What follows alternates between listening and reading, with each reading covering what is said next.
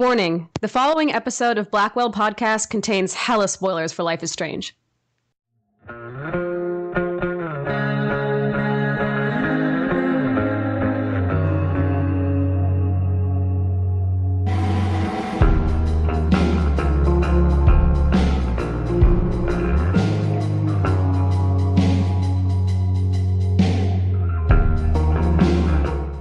Hello and welcome to the Blackwell Podcast, where we love Life is Strange almost as much as David Madsen loves stealing fist bumps.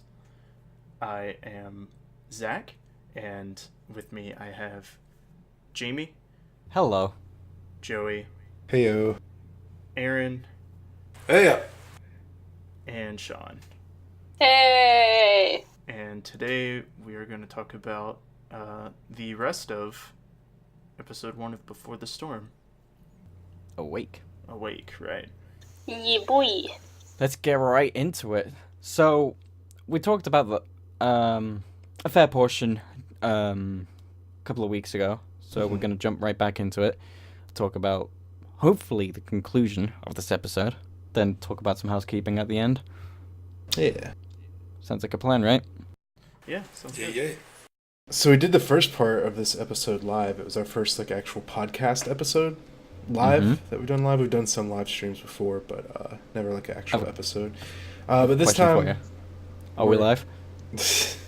we are not still live. So we left off with right as we were about to be dragged into Blackwell. God damn it, Blackwell Academy. By Rachel. Dragged into this. Right. So we did get through all the stuff outside, right? Did we talk about the... I don't remember if we got to talk about the D&D game? We touched on it. I think we say that we wanted out. to kind of make a separate thing about that, or was that just an idea? Yeah, it was just it's an idea, but hopefully we'll expand on it in the future.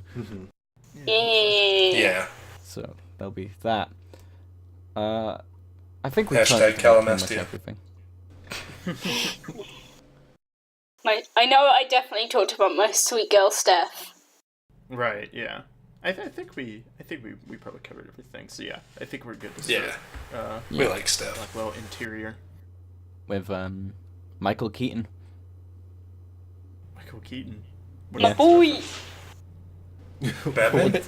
It's a joke because the teacher is called Mr. Keaton. Oh, was he? Oh, he was. Yes.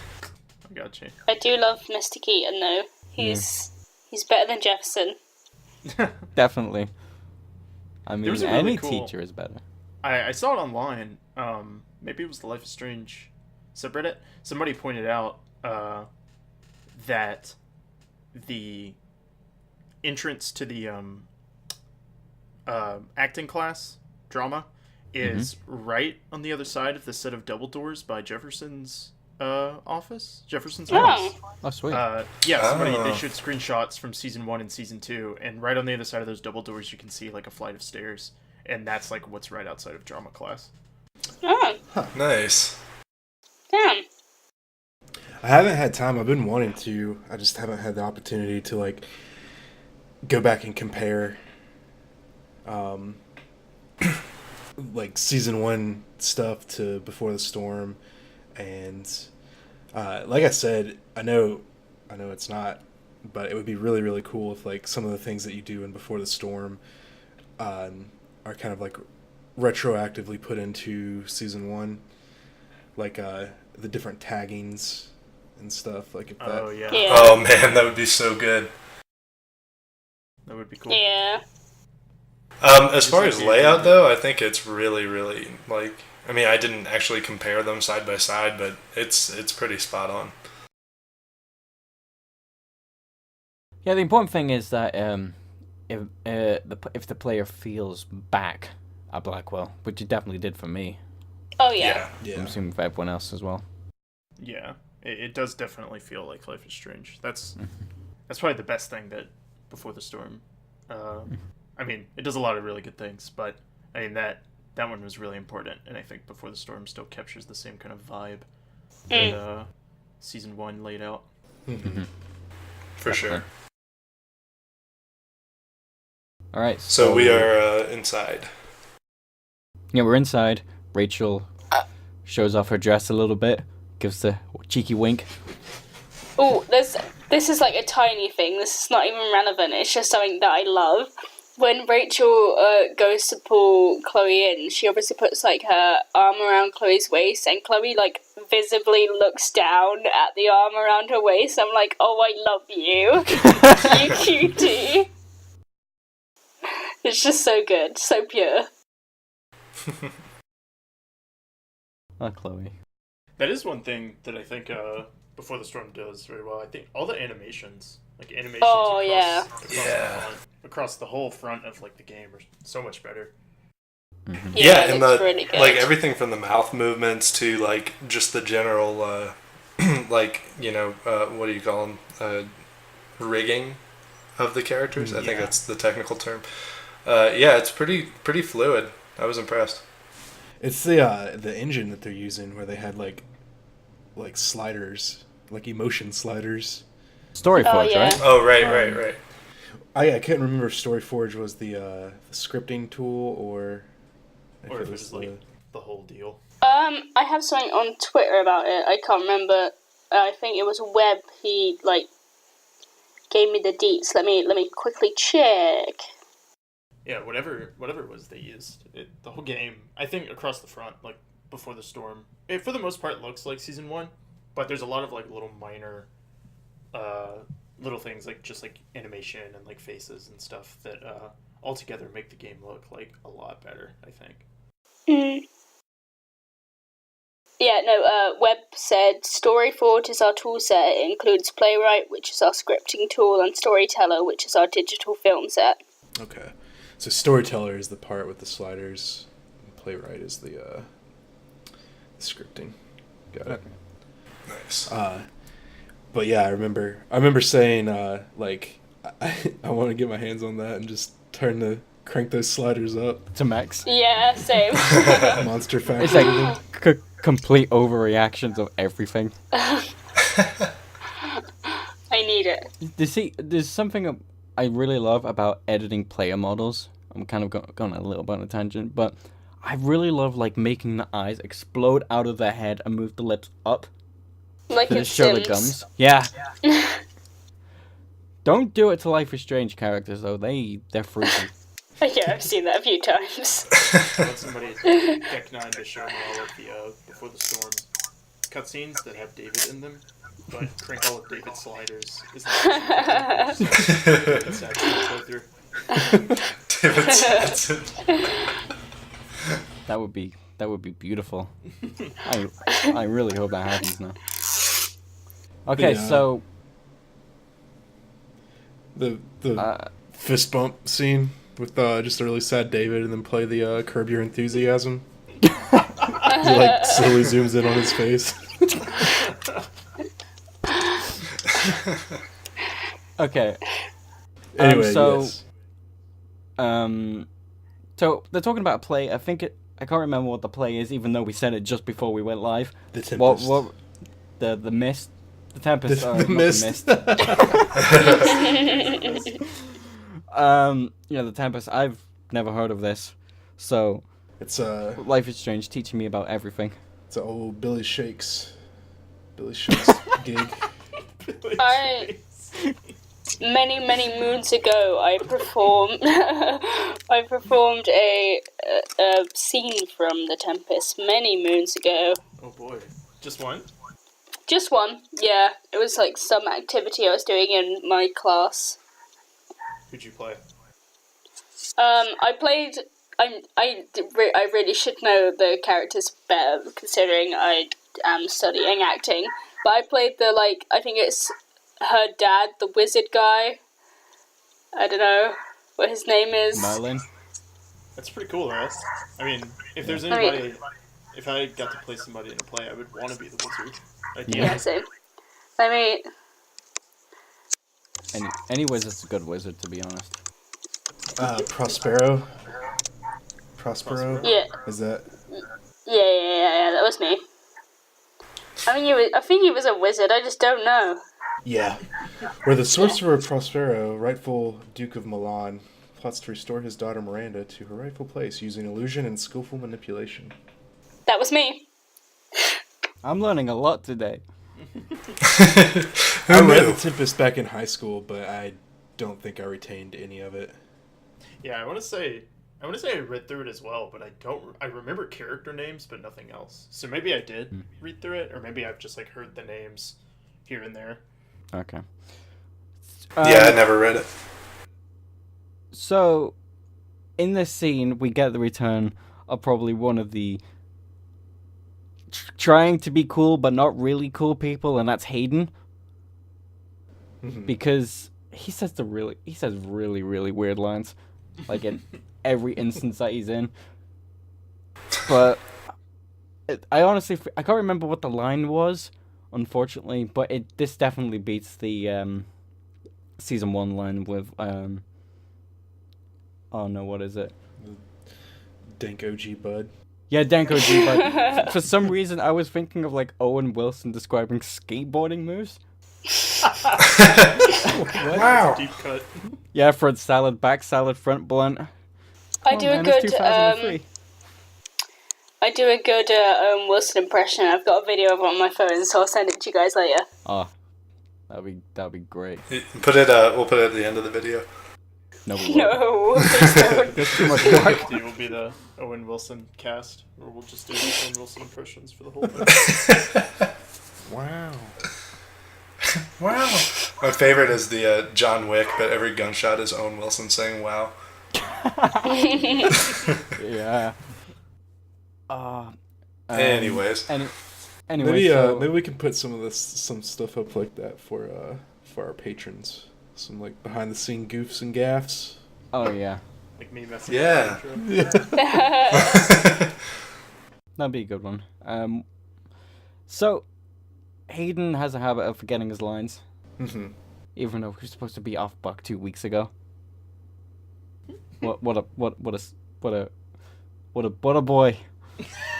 Wait, What a mighty that's something. I can't remember who it was. I must have been like doing something in class or when I went to this amateur dramatics thing the other day, but I yelled at someone, "We've been off book for 2 weeks now." You said They that? didn't quite get the obviously didn't get the reference, but it was still funny. For me at That's least. awesome. That's what matters. So we also see Dana. She's returned. Yeah. Return of Dana. Which her Ooh, I just am not the biggest fan of her voice actor. Like, it really threw me off. it I was don't know. it was It kind is of jarring to see the characters with different voices. Yeah, it's not like the voice acting itself was bad. I just like the voice actress sounds so different to the original, like incredibly different. I was like, Yeah. There was. I burst out laughing whenever she made the cat noise, though. It was just. about that. It was just something. I was just like sitting there. I'm just like, okay, it's gonna get serious. Then she does that. I was like, oh my god. That was pretty good. especially because Dana was like one of my OG baes. Like, I really loved her, but she's a different woman. Like, it's just something about the voice. Like, I'm just not in love with her anymore, and I don't know why it is. Something's changed. Probably half Khajiit. Half what? Half Khajiit. Elder Scrolls references. I want Yeah. John Wick, but every gunshot is Jimmy going meow. Oh, please don't. So yeah, we see Rachel in her outfit for the play. And so there's this. Go ahead, Joey. Sorry. I was just gonna say, so there's this argument going on that Rachel kind of steps in. Right. Yeah. But what were you gonna say, Jeremy? I was just gonna say, about the whole wink thing again, because oh boy, it's just Chloe. Yeah. So that's this is when Rachel like kind of sets up a distraction, and she winks at Chloe to like, hey, I know look what I'm doing. I know what I'm doing here. Watch this. I'm going to pander to Mr. Keaton's horniness for high school students. That's the vibe I got. He seems like That is not what I read into it. He seems like a kind of a weird, like, into Rachel kind of, like... Really? Yeah. Jefferson was, but look where she is now. Really? I mean, not quite to the level of predation that we got from Jefferson. Yeah. It seemed a little. He was like, you know, Oh, like, I you're so didn't pretty, read I it like love that at you. all. It was like that. Rachel was his star pupil. Maybe I just don't trust old men. Maybe that's. Yeah. That's the motto, life normally is neither do I, but I liked his sass, so I could let it slide. But I don't know, I didn't read it like that. I was just like, yeah, she's being flirty with Chloe. Maybe that's just how I read it. I honestly didn't read it either. I was just too immersed in like Rachel and like Chloe's thoughts about Rachel. I was like, oh, okay, Yeah. I was completely distracted. Yeah, Well- I was there too. So I mean, she steps in and says like, "Hey, is my costume all right?" And she does this little spin. And that's when she winks at Chloe, and like Keaton is like, kind of gives her the up and down. Like, I don't know. It was weird to me. Like Mr. Keaton definitely seemed to be a little bit like, you know, into that. And it seemed like that's like the whole reason like Rachel knew that, like picked up on that, and that was like the whole reason is to like completely like derail the argument. Conversation. Oh yeah. And then So Mm. so it's a pretty good segue to the argument Yeah. about talking about Miranda's relationship with, I can't remember Hayden's character's name, but it's about whether Miranda felt true love or not. Did anyone else slam the true love button as much as I did? I slammed that true love button when I it was a nice parallel from like the first game with the whole the boys or girls thing, Yeah. because like the boys or girls was such like had such double meaning to it, and that's exactly what the true love one was, and I was like, bitch, true love. I actually I didn't. went for the other one. Yeah. Yeah, I went for the what do they call it? Like affection or like infatuation? Is that what Yeah. is that the word they use? I mean, that's probably more realistic to what Chloe would say, but like, I would like to think that Chloe's like, but I love Rachel. Yeah, well, I go ahead. Sorry. go ahead, Aaron. I was going to say that... Refer to the other person. Yeah. No, I was going to say that I actually picked that one because I was hoping that she would sort of say it in a way that was like masking what she truly felt, which is what ended up happening, and I was really happy about that. Yeah. So, yeah. I picked it just because I was kind of playing, for the whole episode, I was sort of playing Chloe in such a way that she was kind of like in denial about how she felt. Or I wanted her to like say that and then like immediately like her actions be something that is like directly opposed to that. Like saying like, oh, true love is stupid. And then right after that, she's like falling in love with Rachel. I just thought that was just the way I wanted things to play out. So that's why I went for that one. Yeah. The thing is, I think the reason I clicked it is because I realised that it was like a double meaning. So it's like, okay, got a hint to Rachel, boys. Yeah. Yeah, that was. I mean, it was a very flirtatious move on Rachel's part. Oh, yeah. Chloe. I guess she fucking knew when she asked it. Yeah. Definitely. Yeah, it was definitely a loaded question. So, I picked To Blave. What? True Love. Oh yeah. Okay, so when everyone leaves, basically, you and Rachel are alone. Rachel goes get changed. Well, you have to get her Belt. her belt from the bag. There's something that I kind of want to mention about this before we kind of go into the belt part of it. Did anyone notice the post-it note about the pencils? Mm-hmm. Yeah! I didn't. I missed it. I did. That's great work. Okay. I noticed the post-it note. I did not solve the crime. Would you like? I know it. I But solved I it. didn't solve it at the time. All right. To anyone who didn't know, there was a post-it note on a mirror, which is like a little bit later on, not by much. where it basically says, "Who took all the pencils? I know it was you, Hayden." Mm. And they're in the room somewhere. If you look up, they're wedged in the fucking ceiling. What? I think Dana even, if I'm remembering correctly, Dana mentions it like during the argument about like the pencils going missing. Or there's some It's mentioned elsewhere for sure.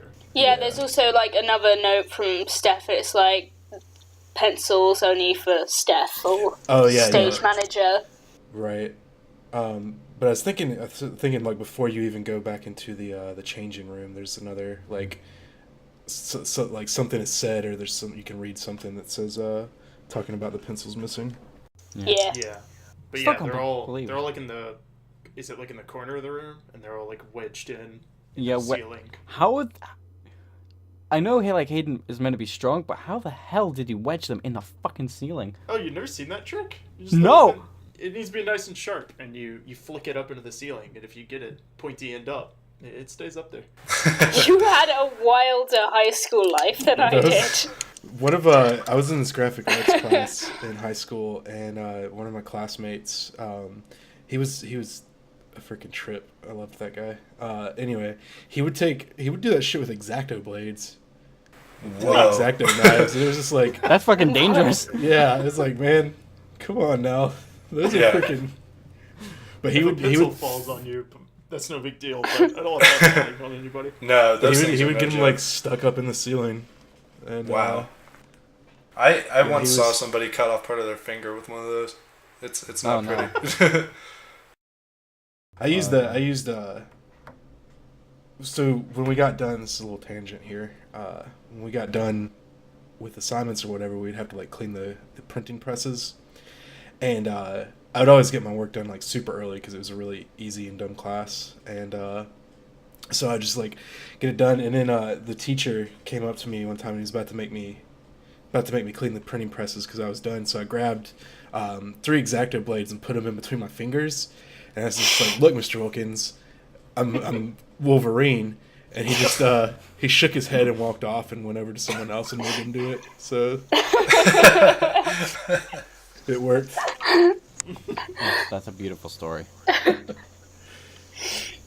think everyone wants a dream to be Wolverine, so good on them.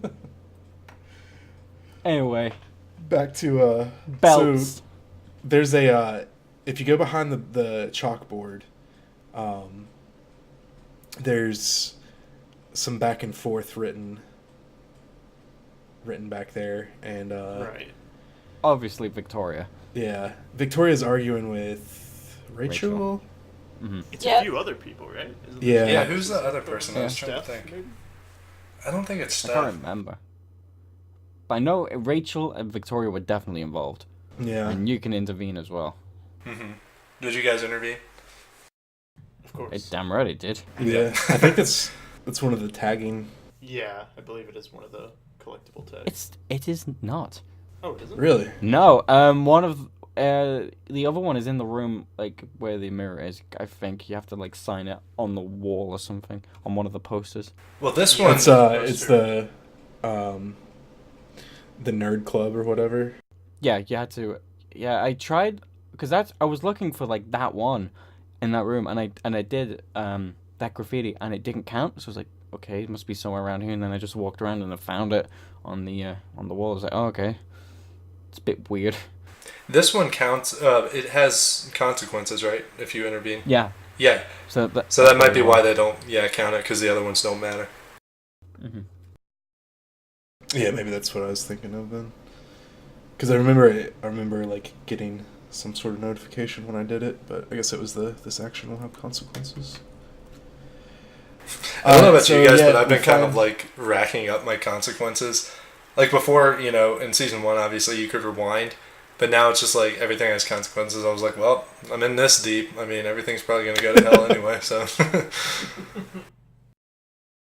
What's the expression? If you miss heaven, don't miss it by an inch or something like that. I don't know, there's some expression that's like, hey, let me Google this real quick. I don't think I've ever heard that.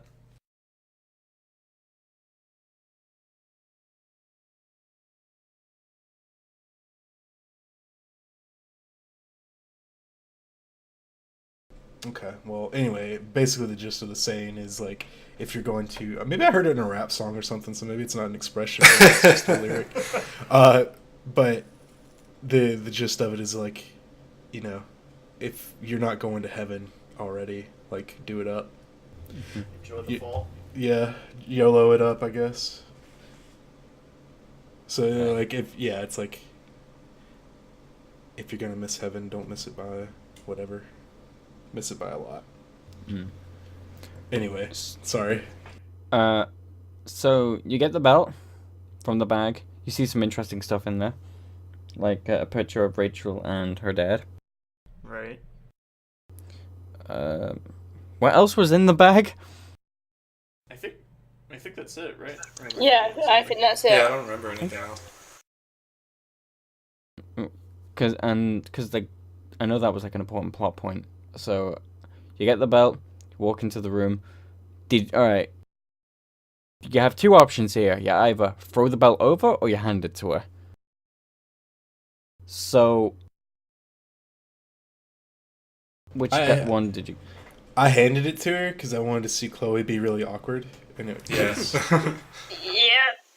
I threw it the first time, then it was like, oh shit, I hit Rachel. That's gonna affect it. And then we started the last checkpoint.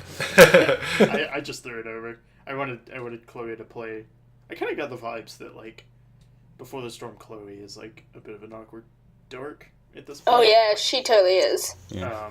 So that's how I wanted to play her. So I wanted her to like Throw it and over. it played out perfectly, the fact that you hit Rachel with the belt if you do throw it over. So Oh, I Yeah. didn't know plays, that. plays into my awkward fantasy, my awkward Chloe image. It also plays into something a little bit later on as well, which we'll get into.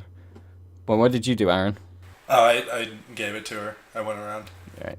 Wanted to What were make you Sean gonna say, proud. Sean? Sorry? I think we all know which one I picked.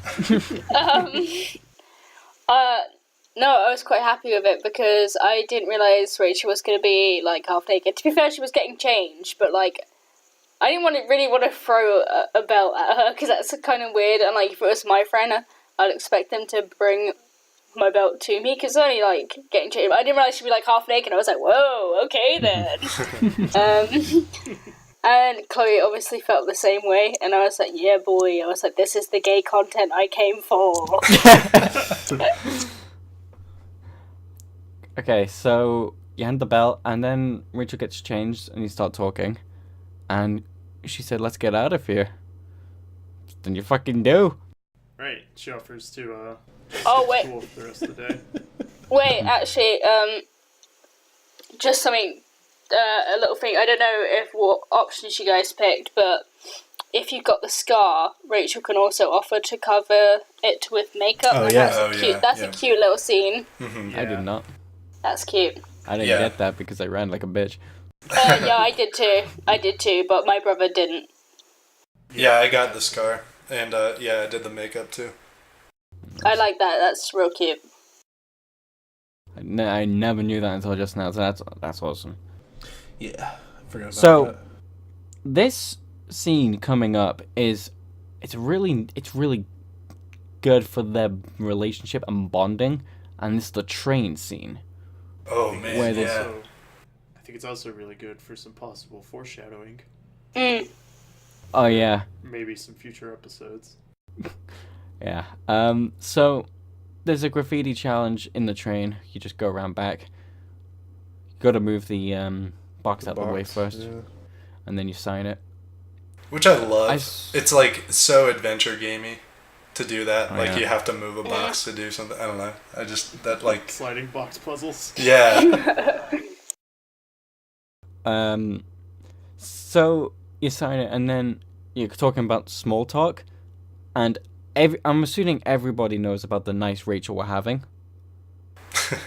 Oh yeah. Oh, That- yeah. That's That's determined. not the option I picked, but... It's determined if you throw the bell at Rachel or not. It's Oh, basically okay. if you see Rachel, when you're handing her the belt, that's when you get the nice Rachel we're having. If you throw the belt at her and it hits her, it'll say nice weather we're having. Oh yeah, I did see that. It's because I was watching Amethyst's stream of it, and that's a recording of it, and it just showed up. It's like, oh, that's new. That's so good. I love that. Yeah, there's a lot of like just like we mentioned in the first part of this episode. There's a lot of little subtleties that change depending on what you choose. Yep. Yeah. God bless Storyforge. Can't say enough. Yeah, for sure. Yeah, there's like, we'll get to it later, but there's another bit where the subtlety in it is real nice. The subtle changes, differences between, depending on how you played the rest of the game. I meant to, I just haven't had time, but I wanted to have sort of, so there's the map that has the symbols on it, and what the symbols are like, they mean various things, like, just for example, I don't know if this is like a specific example what's used in the train, but like, this place has food, this place is like a safe place to sleep, don't go there because there's cops, like that sort of thing. And I meant to figure out what those, like, have an analysis about it. Key to what the symbols are. See if that has anything to, and I'm still going to go back and do it, but I meant to have it for this part, but I just haven't had time. It's fine. I mean, we'll bring it up like later in a future episode. So this part of like these small talk about Rachel trying to get to know a little bit more about Chloe is really nice. Yeah. Especially with 2 truths and 1 lie. Yeah, that was fun. Do we want to talk about like that in detail, or just kind of just? Yeah, I was curious to know if you guys told 3 lies or not. I was honest. I was honest. Me too. Yeah, I did the 2 truths and a lie. I went back and I played through it again, and I think I fed her nothing but lies. Just to see what the difference was. Which it seems like she calls you. It seems like she always knows what you do. Like there's no way to stump her. Yeah. What if you always tell the truth? I think she calls. Yeah, I think she catches it. I think she like realizes that they're all truths. I think no matter what you pick, Rachel's a little smarty pants. Yeah. So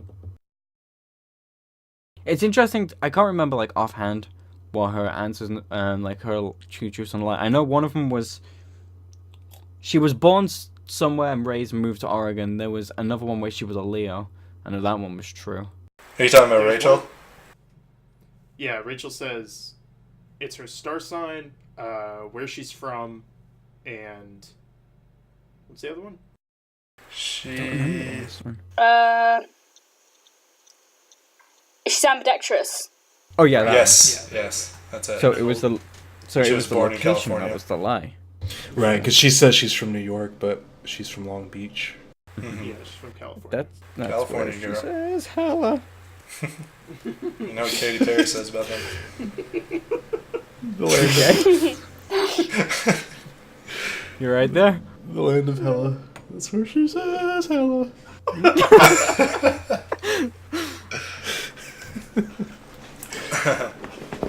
I forget what I lied about. What my lie was.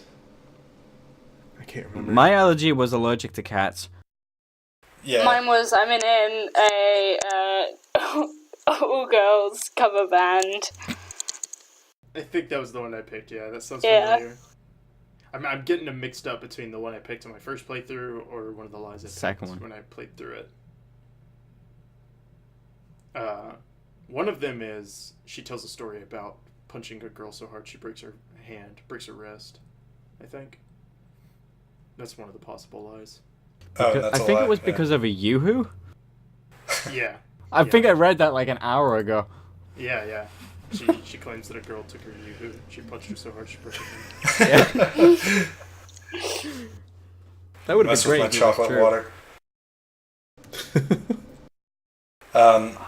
Yeah, I just wanted to say I love this scene so much because, for one, it kind of also applies to the other parts in the game where you can just sit and reflect. And forgive me if I'm jumping ahead too much here, but when you're sitting there at the edge of the train and you decide to listen to music together, and it plays that freaking amazing song. I had to look it up afterwards because I loved it so much. By Lanterns on the Lake. I loved it because I felt like in the first season 1, the sit and reflect option was great because not only did it give you a chance to absorb this beautiful environment that they created, but also it kind of was interesting because you had the ability to rewind time, and this was like a way to freeze it. Like with everything going on, this was a way to like just stop time and like sort of go back. But in this game, I felt like it was more like it's a time to get to know you and like, you know, get to know Rachel better and like sort of develop that relationship. So I'm really glad they kept that aspect, and I think it's cool the way that it was used in this in the prequel. Not definitely. Yeah. Yeah. Unless you go the weird version where you don't. Well, you still get to sit there and listen to music, but where you don't share the headphones. Yeah, what is that like? So weird. Could you imagine? Could you imagine someone like you're Rachel sharing just this moment? there? Yeah, like you're sharing this moment. You're talking, getting to know someone, and they're like, "Well, gonna listen to my music now," and they just put both earbuds in, and you're just like, okay. Do you know what? This reminds me of a really awkward situation, which I'm happy to talk about because, fuck it. So when I was still in school, I was like at a tech, which is where you learn, where you don't really do an A level, I guess, but it's where you do something of equivalent to 3 of them. And I was doing it in film, and I just left my old school that year. So I got on my bus, and I remember my friend Richard, and he was like, well, he wasn't really my friend. He was just kind of pushing me to do more like outgoing activities, and we were just talking like like catching up in the past couple of months. He invited me to a prom, you know, because he knew I knew everyone there. I fucking hated everybody, but so basically it's like, you should go. I was like, okay, yeah. And I just got my headset on and just started playing music and just looked out the fucking window for the rest of the bus ride. I was like, yeah, I don't want to talk about this, so what's the best situation? Should I try and engage with him? Or, because I know I'm probably not going to see him again. Or should I just listen to some music and just forget this conversation ever happened? So I just blasted some fucking music on my headphones and just looked out the window. Hell yeah. Total Max moment. Yeah, I was just like, I didn't know what to do. You handled it. There couldn't have been a better way to handle it. Yeah. So yes, let's talk about, so you jump out to go to the park, which obviously Rachel planned.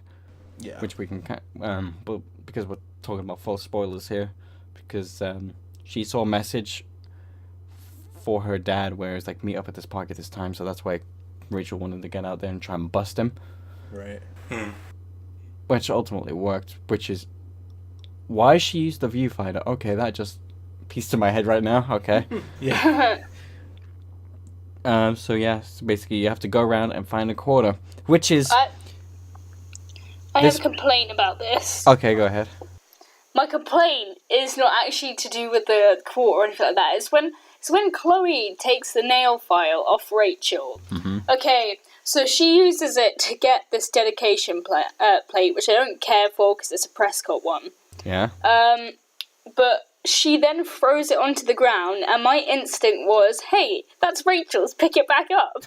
So I went to go see if I could pick it back up, and I couldn't. It just disappears into thin air. I'm like, why can't I pick this back up and give it back to Rachel? This is clearly something that belongs to her, and she probably wants it back. Why would you just throw it on the floor? I don't know, it really bothered me.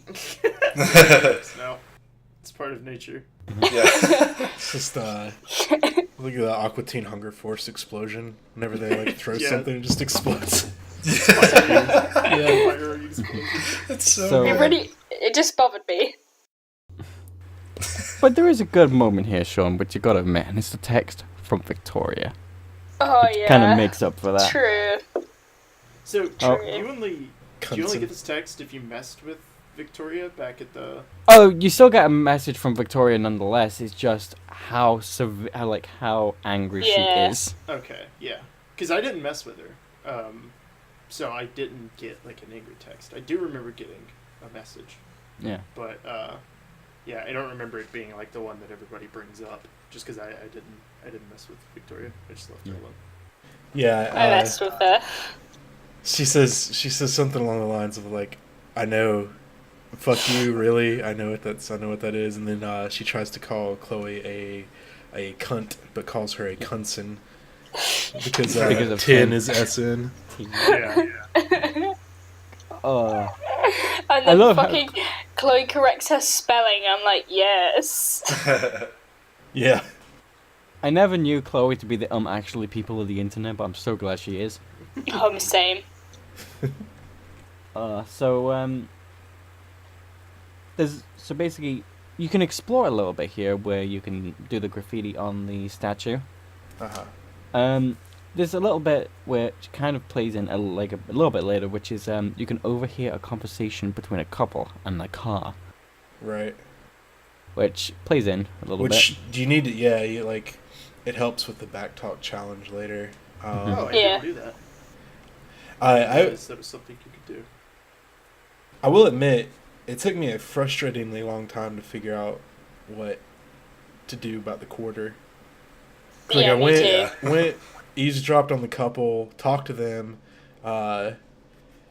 went back and then there was like the trash can where it had the squirrels and the birds, and I was like, okay, well, maybe there's something in there that I need to get. So I'd like shoo away the birds, and then the squirrels would come, and then shoo away the squirrels, and the birds would come back. I did that.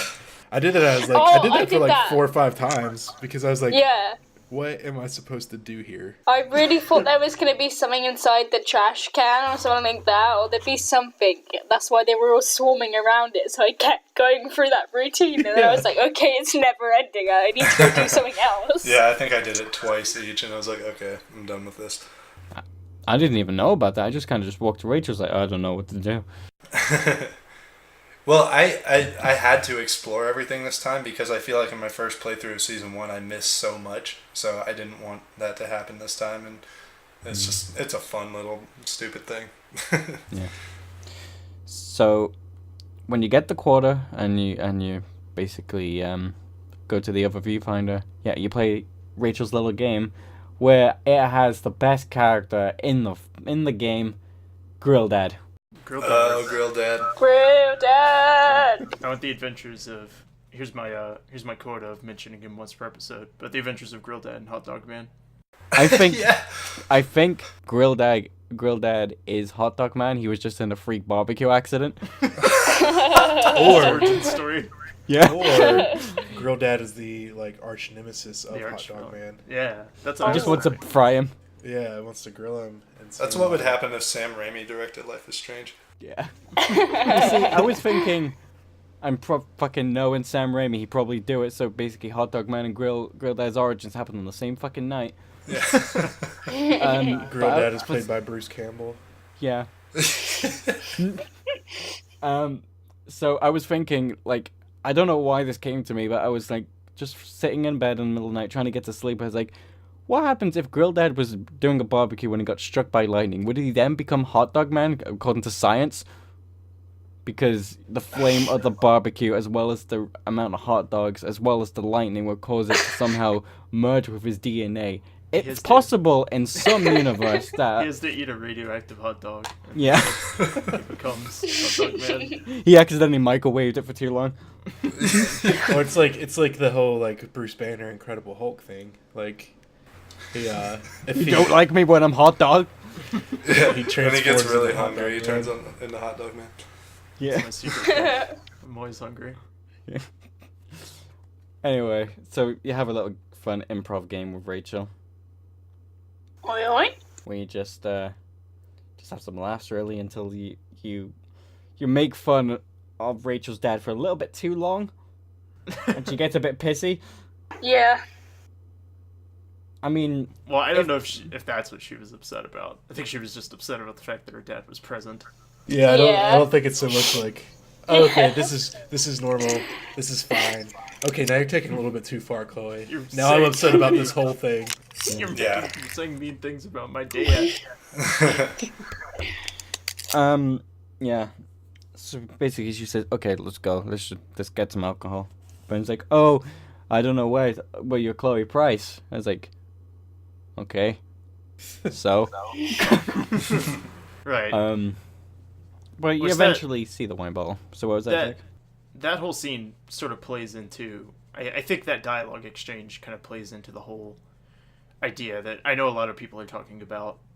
A lot of the buzz, and just one of the main topics that people talk about when they talk about Before the Storm is like how Rachel, I know me and Joey have talked about this, how Rachel just does appear to be like, she's very smart and manipulative in the sense that she knows how to get like things out of people. Yeah. And that's sort of revealed in like the two truths and a lie, like in the whole thing that, like I just said earlier, you can't stump her regardless of what you pick. Whether you pick 2 lies and a truth or all truths or anything, she always knows. And so it's supposed to be that she's very good at like people. And I think that kind of reveals that, you know, yeah, she wanted to come here to the park to see, you know, try to see, you know, what was going on with her dad and actually see it with her own eyes. But at the same time, she took Chloe Price thinking that she was going to get drunk or smoke or something. Like she wanted something else out of Chloe other than somebody just to like crash the day with. Right. Yeah, and I think that's a really good point actually, because she is very good with people, but she herself is very guarded, and I think Chloe is able to like pry into her like not many other people can, because most people see she's very popular, but most people just see the surface of Rachel Amber. They don't actually know her. Yeah, they don't actually see the human side of her, that, you know, she has weaknesses. Yeah, and it kind of goes into the whole thing with, like, Season 1, whenever you're running around as Max and you're asking everybody about Rachel Amber and, you know, you're trying to find out more about her. Like, everybody loves Rachel. Like, they even say that, like, she fit into, like, any group. And I think that was really just because Rachel is, like, she can fit in any group if she wants to. She could always, like, blend in, and she's, you know, she's just very good at handling people and appealing to them, and she knows how to get what she wants out of them. Which I think might definitely is gonna like come back around in future episodes, and I think she might be using Chloe a little bit, or if not already, she will at some point. That's what concerns me, because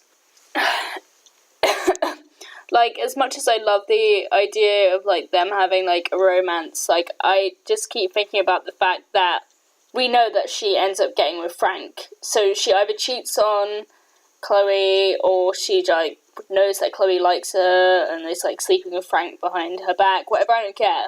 But it still is upsetting. So I'm very guarded about that. I'm like, as much as I want Chloe to be happy, I don't want her to like be hurt within the future, which is inevitable because she still clearly gets quite upset when she finds out when she storms off in Life is Strange in season 1.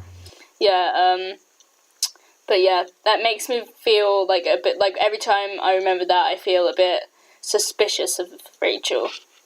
I think what it is like Rachel knows Chloe, like develops feelings for her, knows that like she's kind of enamored in the beginning, and Rachel like may even feel some of those feelings back. Like I do believe that like Rachel does have some of these like I do too, some of these feelings back toward, but I think it's like excuse me, I think it's like Rachel is going through a lot now, and it's kind of the whole thing where it's like this isn't a good time, like I can't do this right now.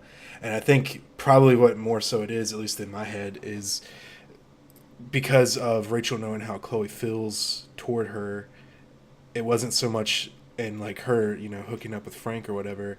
It wasn't so much doing it out of like, yeah, I'm gonna sneak behind her back. Oh yeah, no. It's more like I didn't tell you because I didn't want to hurt you. Yeah. Because it's like, I don't know. I get the feeling from their whole thing is like Chloe becomes like absolutely head over heels for Rachel, which we know is true. And Rachel probably returns some of that, but maybe not to the full extent. But for Rachel, it's like just I can't do like this isn't a good time for me. I can't do this. Yeah. So like it never like never really sees into much fruition between them. Yeah, true. Well, I don't like to think about it. It makes me sad. Anyway, Steph Gingrich. Yeah. No, I'm joking. So Rachel wants to get some alcohol. So let's talk about the backtalk challenge regarding the couple, the wine, and Rachel on the floor pretending to be unconscious. How ridiculous that was. So there was a line that really, really made me laugh in this, and it was when Chloe said that the guy had to perform mouth to mouth to Rachel, and Rachel was like, no. That really got me. Yeah, it was. It's a good one. Yeah, that was a good comical scene. It was really over the top. It was funny. Yeah, I thought it was a bold move because I don't remember any moments like that from season 1, and you would think that with the subject matter it would feel out of place or like fly in the face of the tone of the game, but I think it fit. It was just, and like at the end, like when they finally run away and she's like, "You're a hero," and he's like, "Yeah, I guess I am." Oh god, yeah, no, that bit's so funny when she's like, "You need to unlock your inner potential." I was just laughing so much when Chloe was just chatting absolute shit, and this guy really thought he'd like save someone's life. Yeah. And like how he's like trapped in the car of life. I don't know, I can't remember where it was. It was something like that, but it was just so funny. So like if you had eavesdropped on the couple before, that's where you get like a thing that's used in the back talk, which has to do with the car keys. You want to conquer the car keys of life? Okay, yeah, I must have missed the eavesdrop opportunity because I totally don't remember that, and I never got that option in the back talk. Yeah, it's when you're looking for something to pry the viewfinder open with, you can go over there and listen to their conversation. Okay. Yeah. I don't think I went down there because I thought that it was maybe out of bounds, and then it would have kind of been like when you try to walk away outside of Chloe's house and she just like turns around. If you I think I was expecting that to happen, so I didn't bother going down there. Yeah, I'm normally the same, but I kind of go with a rule now, which if there isn't a sign saying you can't go, you can go unless they stop you. Yeah, I'll have to try. So yeah, you get the wine, and then basically you escape from the park. Oh, there is one thing I forgot. When you're exploring around the park, did you guys see the Raven plaque? Yeah. Yeah. I did. So What was it? I don't know. I think it's a statue, right? I can't remember. Yeah. It's a totem pole, and it talks about talks about the significance of the raven. Yeah, so paraphrase something like it's why the raven's wise but not to be trusted, or something like that. Yeah, it says I Something got along it those pulled up lines. here. It says it symbolizes transformation. Its grinning face betrays its trickster nature, and it's to be respected, never trusted. And I still don't know what that means, but It's right. Yeah. Yeah. Yeah, it's You a think so? I took it that way. parallel for Rachel. Yeah. Yeah. No, I mean, it plays into my narrative that Rachel's secretly evil. Not evil, but that she's a little manipulative. Yeah. Which is what I'm like expecting of the future.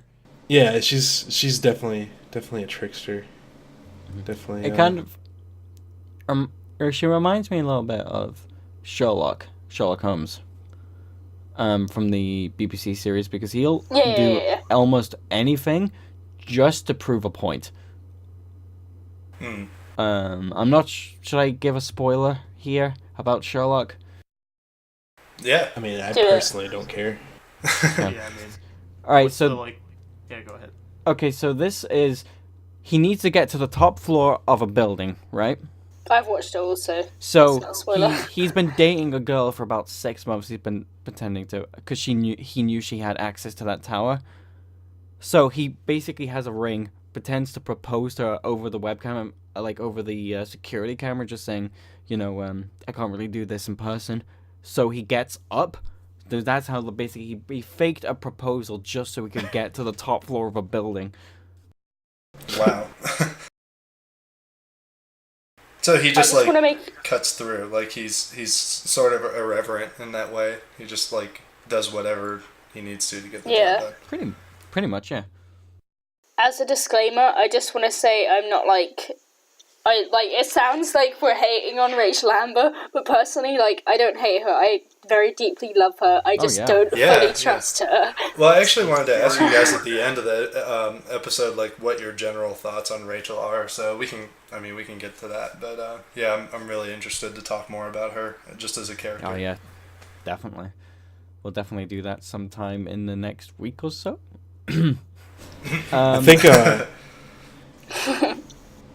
I think it's important to fully understand her character and to fully appreciate her character to acknowledge the full, like, spectrum of her character.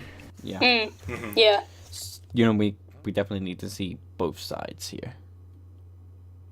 Definitely. Right. So before we get to the junkyard scene, now is a great opportunity to take a message from our sponsors. Have you guys, like, ever been so hungry that you just could not even function? Yeah, I'm really hungry right now. All the time, dude. Now that you mention it, Every day. yeah. Me right now.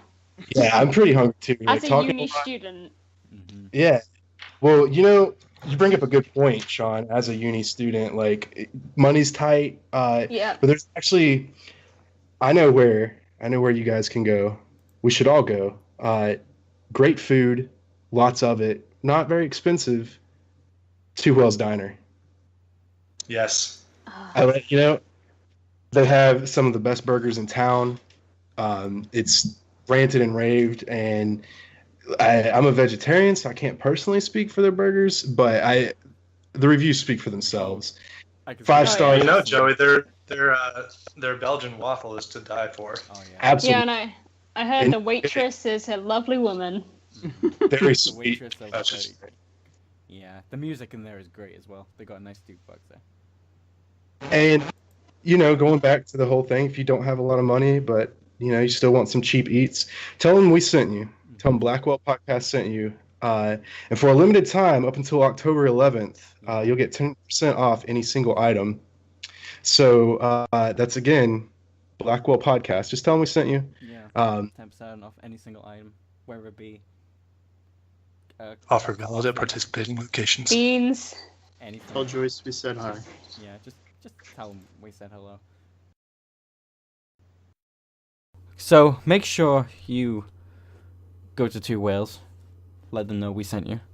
Offer ends soon, so make sure you get down there for 10% off your meal. It's a great deal. That's good beans.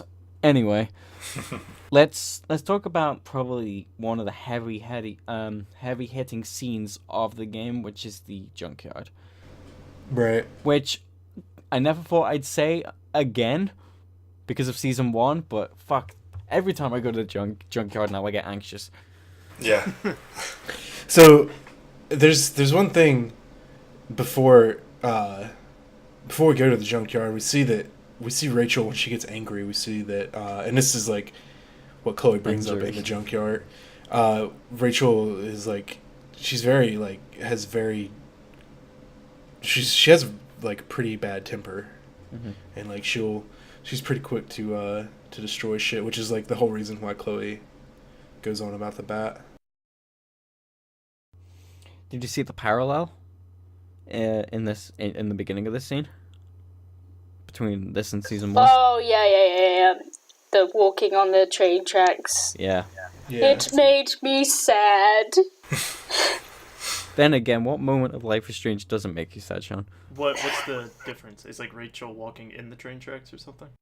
I think so, yeah. Um, And like Chloe's just like trying to balance like she does in season 1, whilst Rachel's just drinking wine. Right. So, like where we see in season 1, Chloe and Max are like holding hands to sort of like balance each other out as they're walking on the train tracks. But where in Before the Storm, Chloe's like walking down the line, like basically by herself, and then Rachel is beside her, but she's not. Like she's just drinking the wine and. Okay.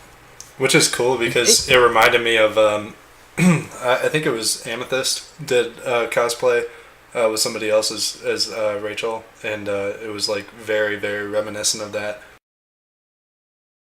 I think it was Carly, right? Yeah. Oh, it was Carly. Sorry. Yeah, well, Carly, yeah. Mm-hmm. Yeah, so you don't mind if we skip to the big decision of this junkyard scene? Yeah, that's the big decision, is the stuff I have lots to say about the subtle differences. Okay, so basically Chloe and Rachel are having a little bit of a heated argument, and Chloe says, "I don't want to ruin this," and Rachel says, "What is this to you?" Then you get friendship or something more. Sean, I believe you raised your hand. Go ahead. Obviously, I picked something more. Not only did I pick, I smashed that something like more button. Yes. To which Rachel's like, "Yeah, boy, she's into it." But I just do want me to. Yeah, I'll go on. But if you decide to romance her throughout the game, but then say only a friendship, Rachel's like, "Oh, is that all?" Like, she's a little disappointed. Oh. And Chloe's like, I mean, I don't know yet, but I want to find out. We got time to find out. And if you don't romance her, but then say that you have something more, you say something more, Rachel's like, I mean, it caught me off guard, but like, I want to find out what's going on between us. So like, it doesn't matter, even if you don't pick the gay options, it's still gay. Like, you just have to be gay. Okay, I'm sorry, it's just the rules. There was a moment. The way it is. There was a moment during this scene where I was like, I knew this was the heavy hitter, where it was basically when Chloe said, "I don't want to ruin this because it's the happiest since I've been," and then you just see Rachel walk up to Chloe and put her hand on Chloe's face and just say goodbye, Chloe, and just walks away. I was like, "You motherfuckers, you fucked me up." Yeah. I didn't want this, but you fucked me up. Yeah, literally. Oh, I have a few parallels in the scenes coming up as well from the first game, so I'll yell about those in a minute.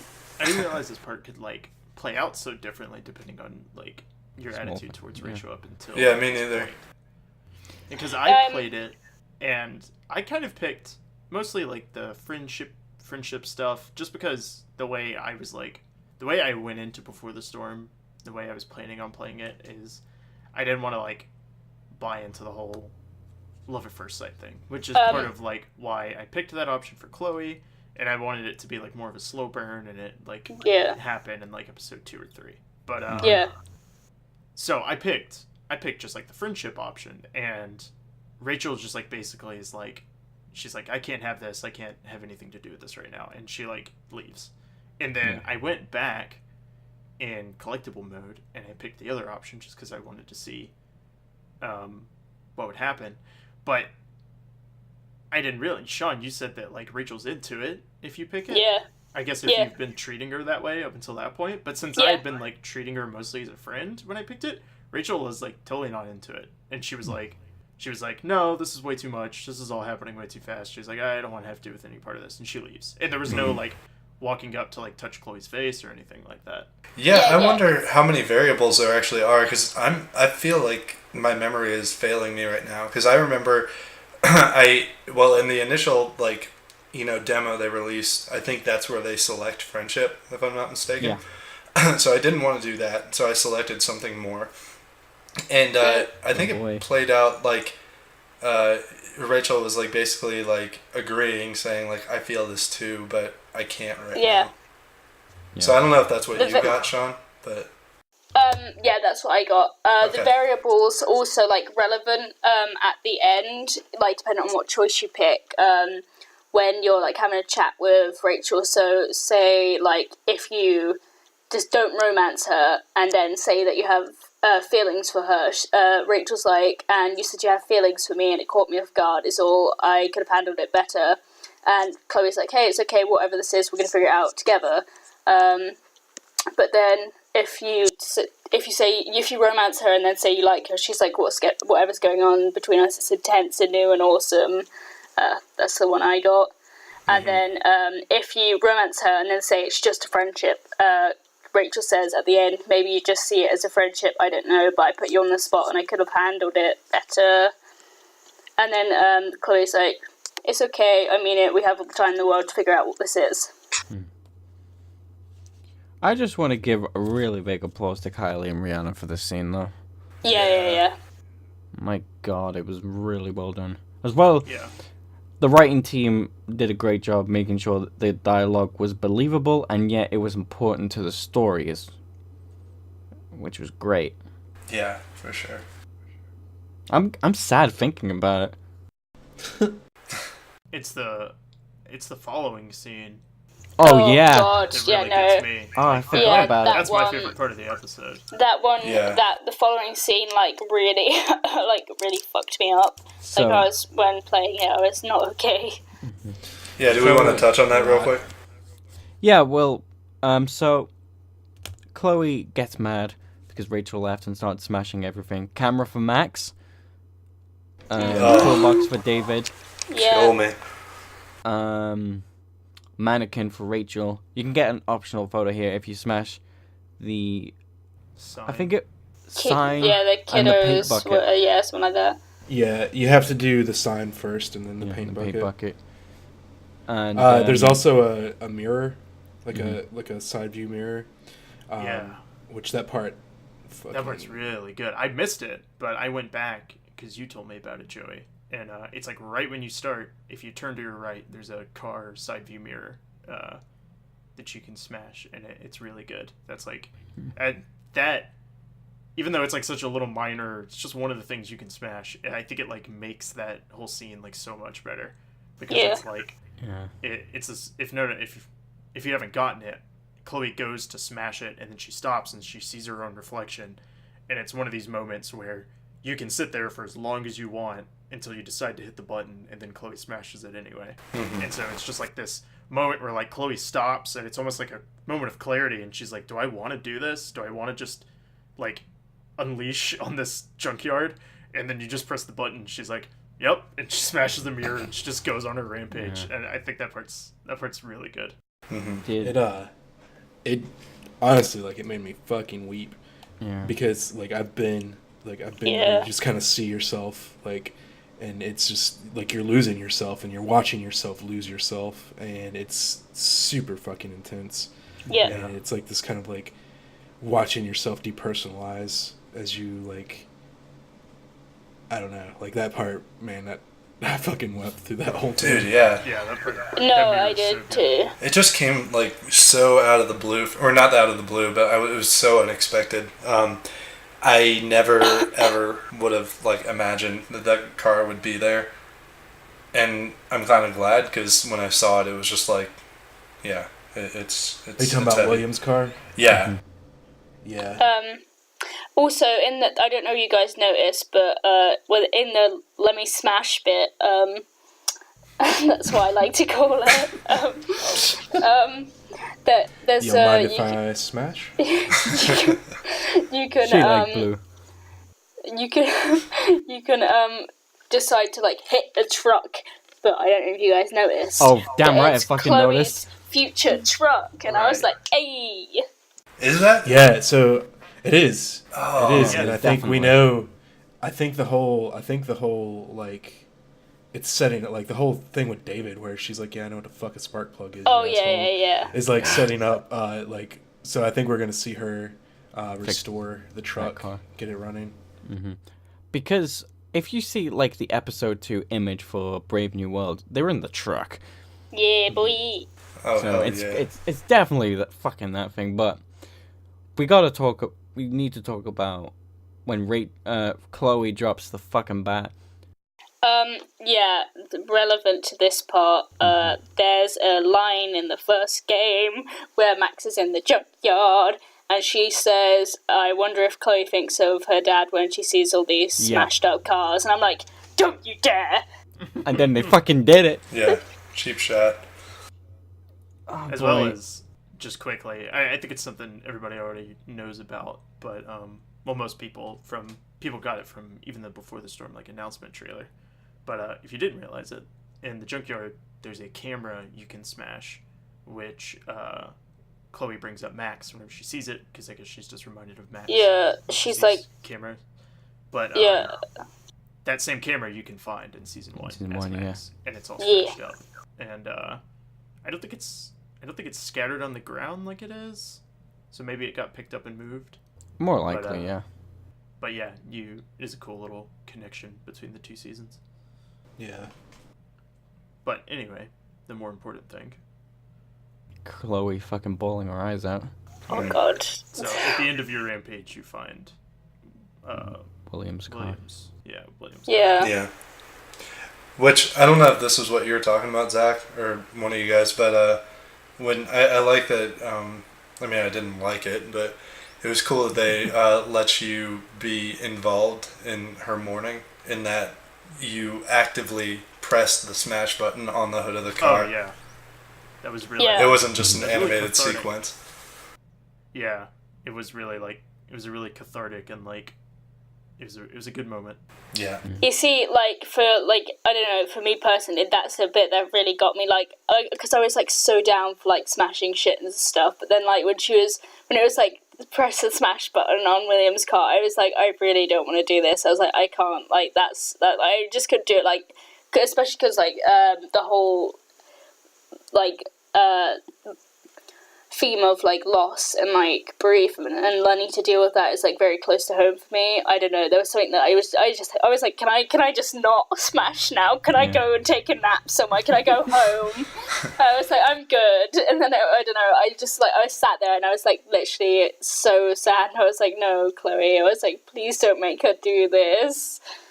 I think I was the opposite way, because when I'm angry, when I'm really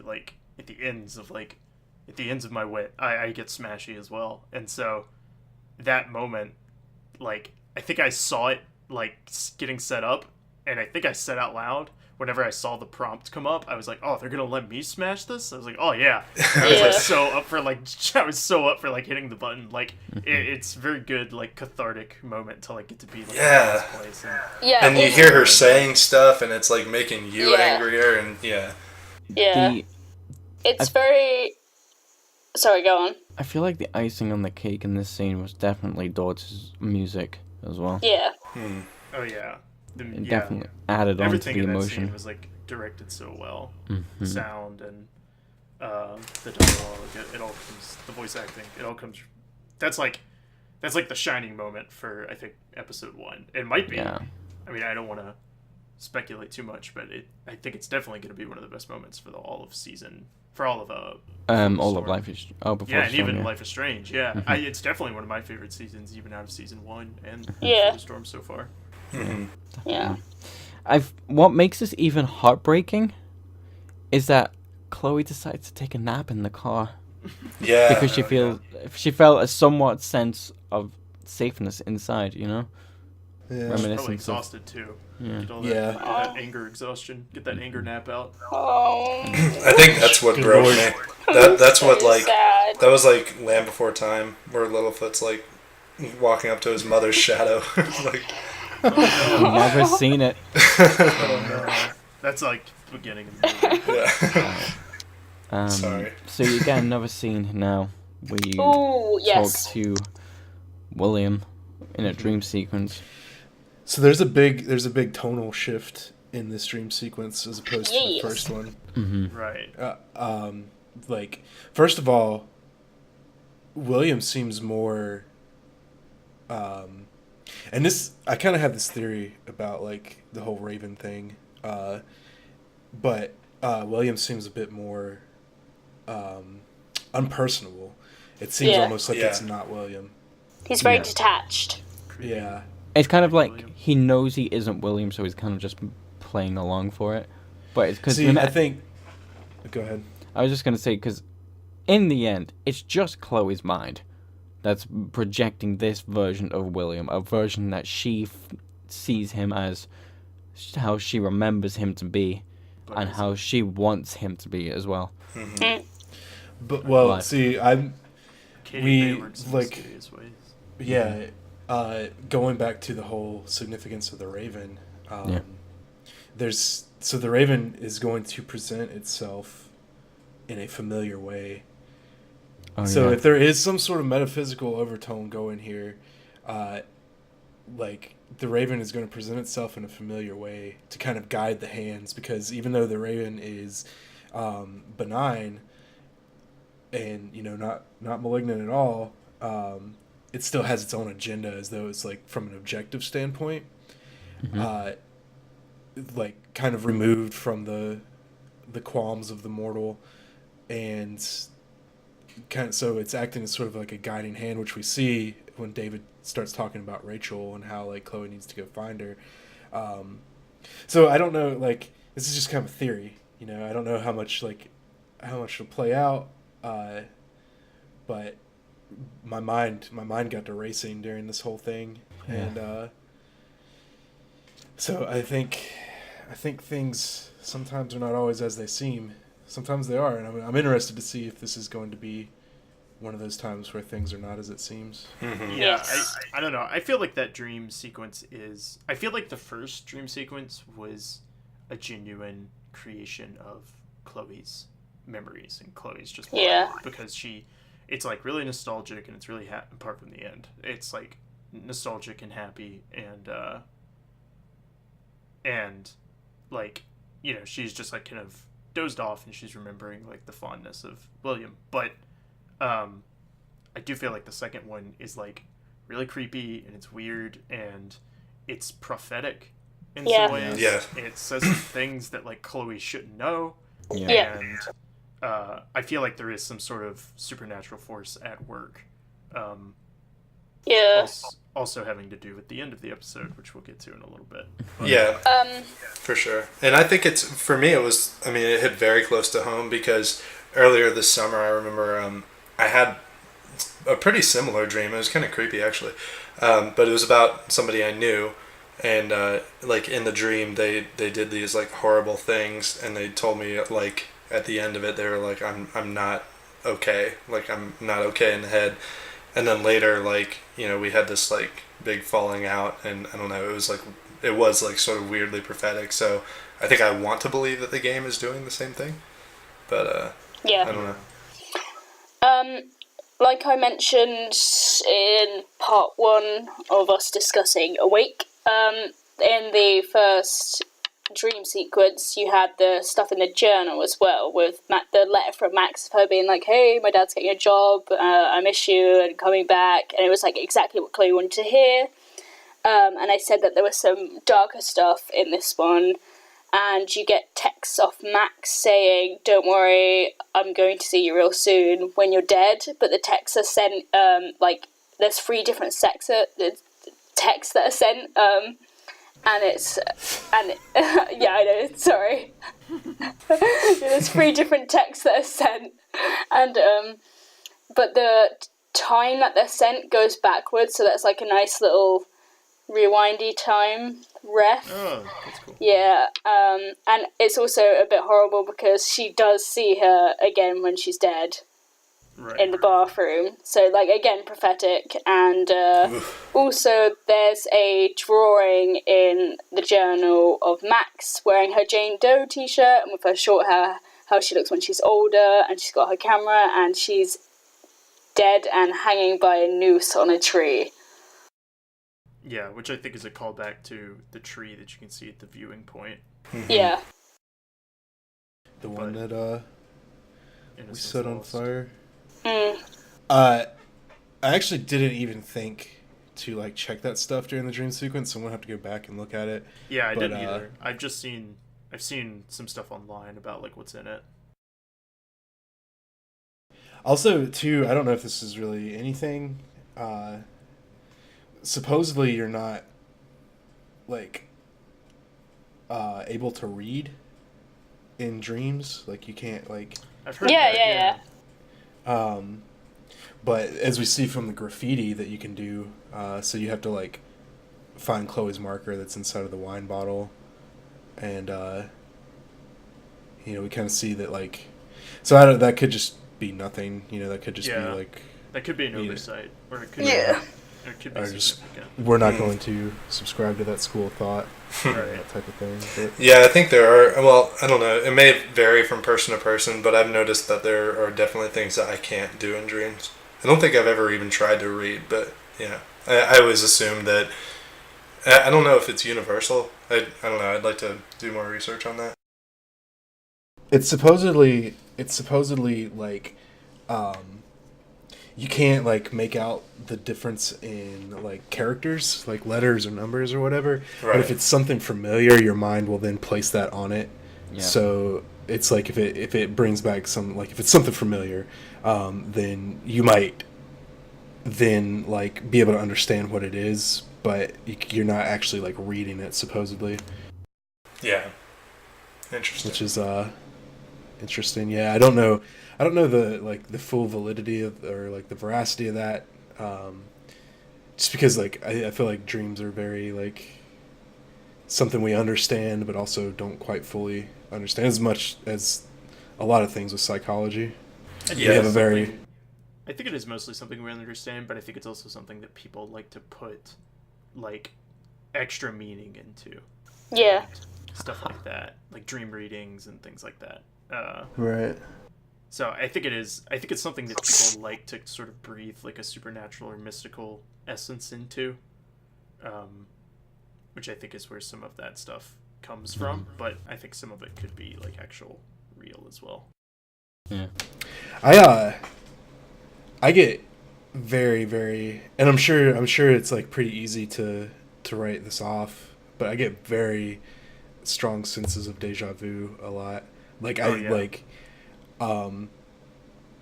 where like it'll be something that I've dreamed and it's happening, and it's really, really weird. I don't know, like I mean there's the whole concept of that's just like it's a familiar thing, so your brain is like connecting that pattern, and it's like maybe something that you've even experienced before but you just don't fully remember, and then like your subconscious like fills in the blanks, but it's like, oh, I dreamed this, like that sort of thing. But I don't know, like I said, I'm sure there's like an easy write-off, but I guess a little bit of me still thinks that like, no, that's not true. Like I know for a fact that I've had these dreams, and I know for a fact later they have like happened, and it's like super like overwhelming sense of that.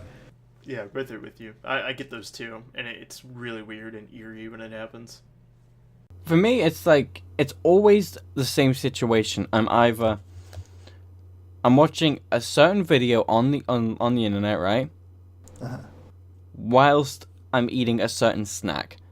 The video, no, it's like I somehow dream like I'm eating M&Ms and watching like a certain internet video, and then maybe a month later I'm doing it, and then I just suddenly realize, holy shit, what am I doing right now? Like, this is so fucking weird. Your dreams from the future. I want to start keeping a dream journal, just so like if that does happen, I can look back and see like yes, see, this is where I dreamed it and it happened.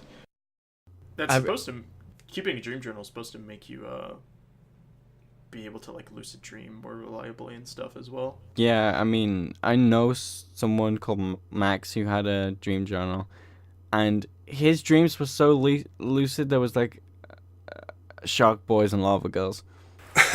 lucid dreaming is the shit, man. I love lucid I've never done it. No, that's not true. I did it like twice by accident, but I've never like learned to harness it or anything.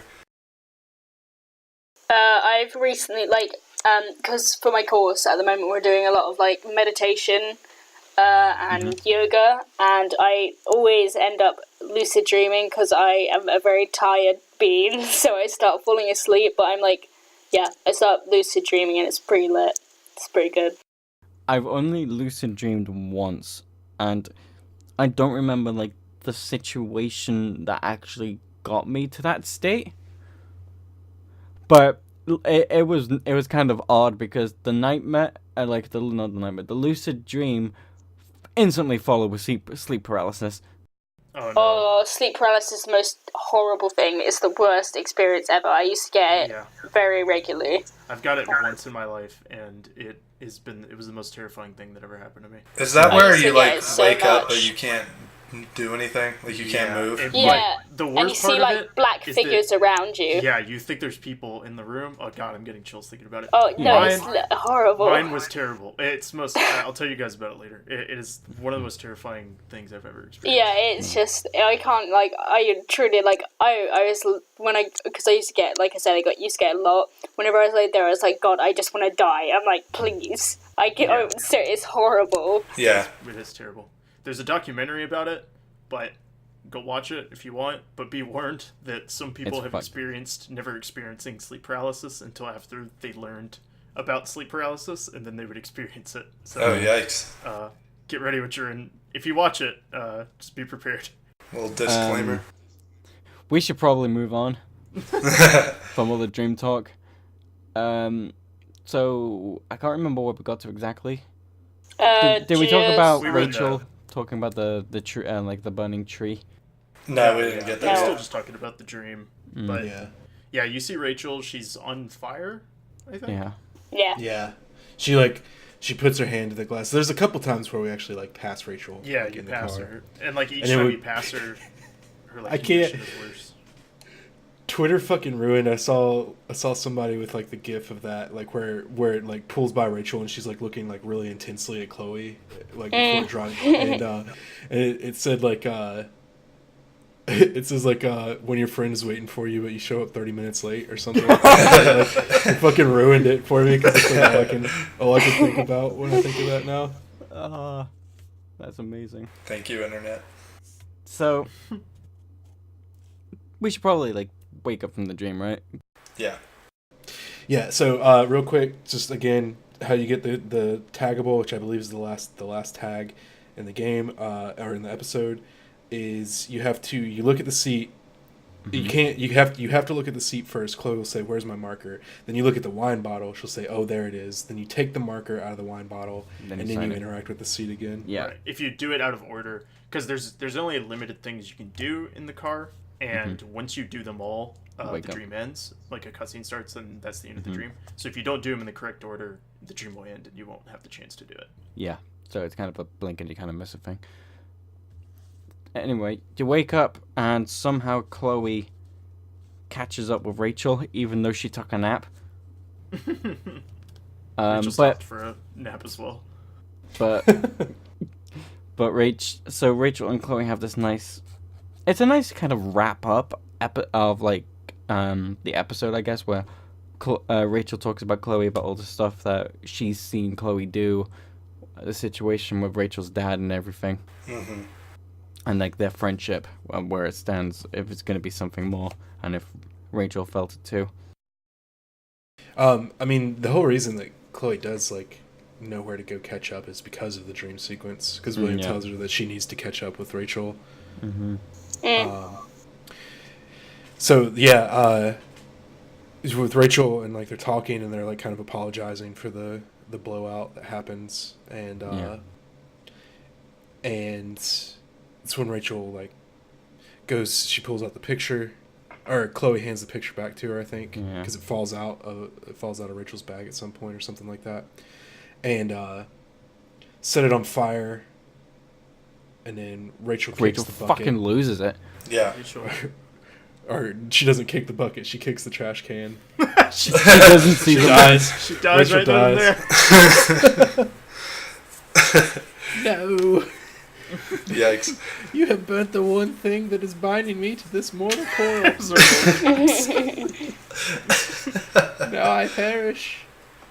I burn, I pine, So, yeah. I perish. Were you guys expecting this at all? The scream? Yeah. I was expecting the tree to be on fire because of the the announcement trailer. Yeah. And also the leaked concept art.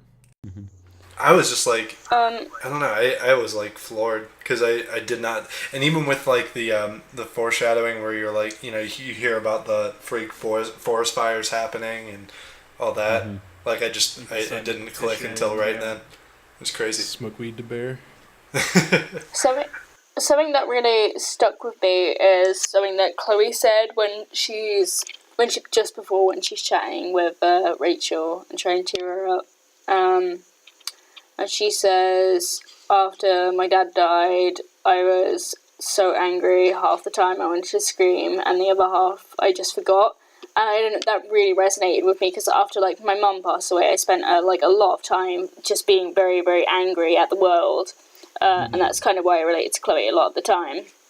I still do now. And the whole I forgot thing was, like, yeah, that was very real for me personally, because, yeah, after my mum died, I kind of, like, would spend a lot of time feeling like, oh, she's, like, at work, she's coming home soon. And it's like, you forget. And so I was, like, sobbing like a little baby at that bit, and I was like, I don't know, I thought the writing for that was really, like, it got me good, yeah. Yeah. Yeah, it was... I didn't have... I think I, like, especially after playing Before the Storm, or the episode 1 of Before the Storm, I definitely, like, relate to Chloe the most. And, like, to the point where it's, like, kind of, like, I've imprinted on her, or she's imprinted, whatever the... Yeah.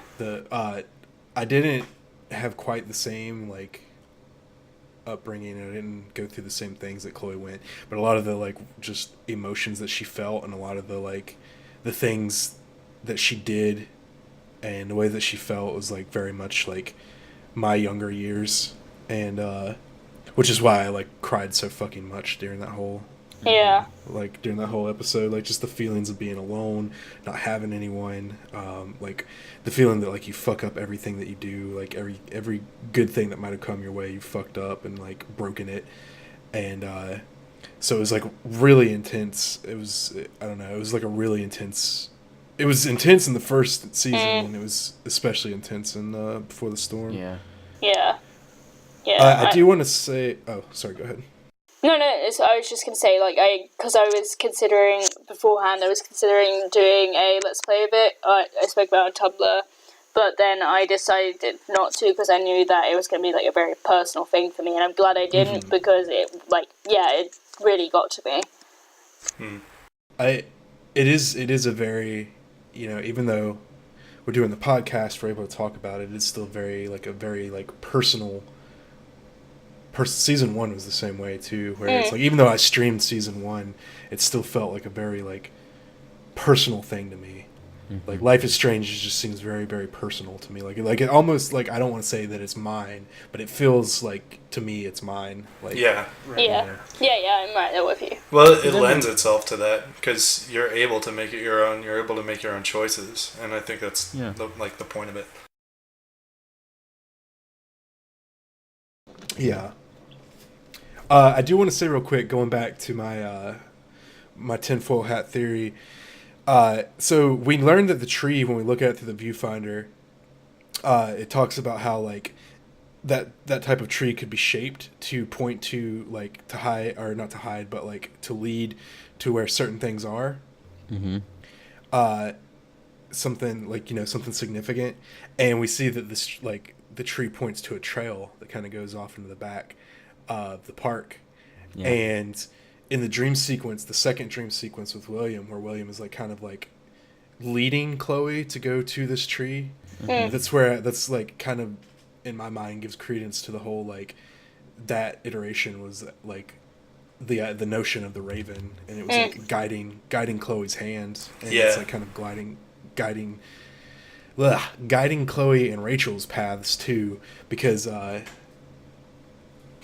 then they set it on fire, you know, like, that ends up happening. So we're coming up close, so I just have a couple questions. What did you guys think of the scream?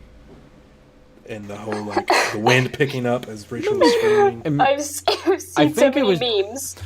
I'm going to be one of those people and say I think it was just a coincidence, and the wind just basically put emphasis on the scream.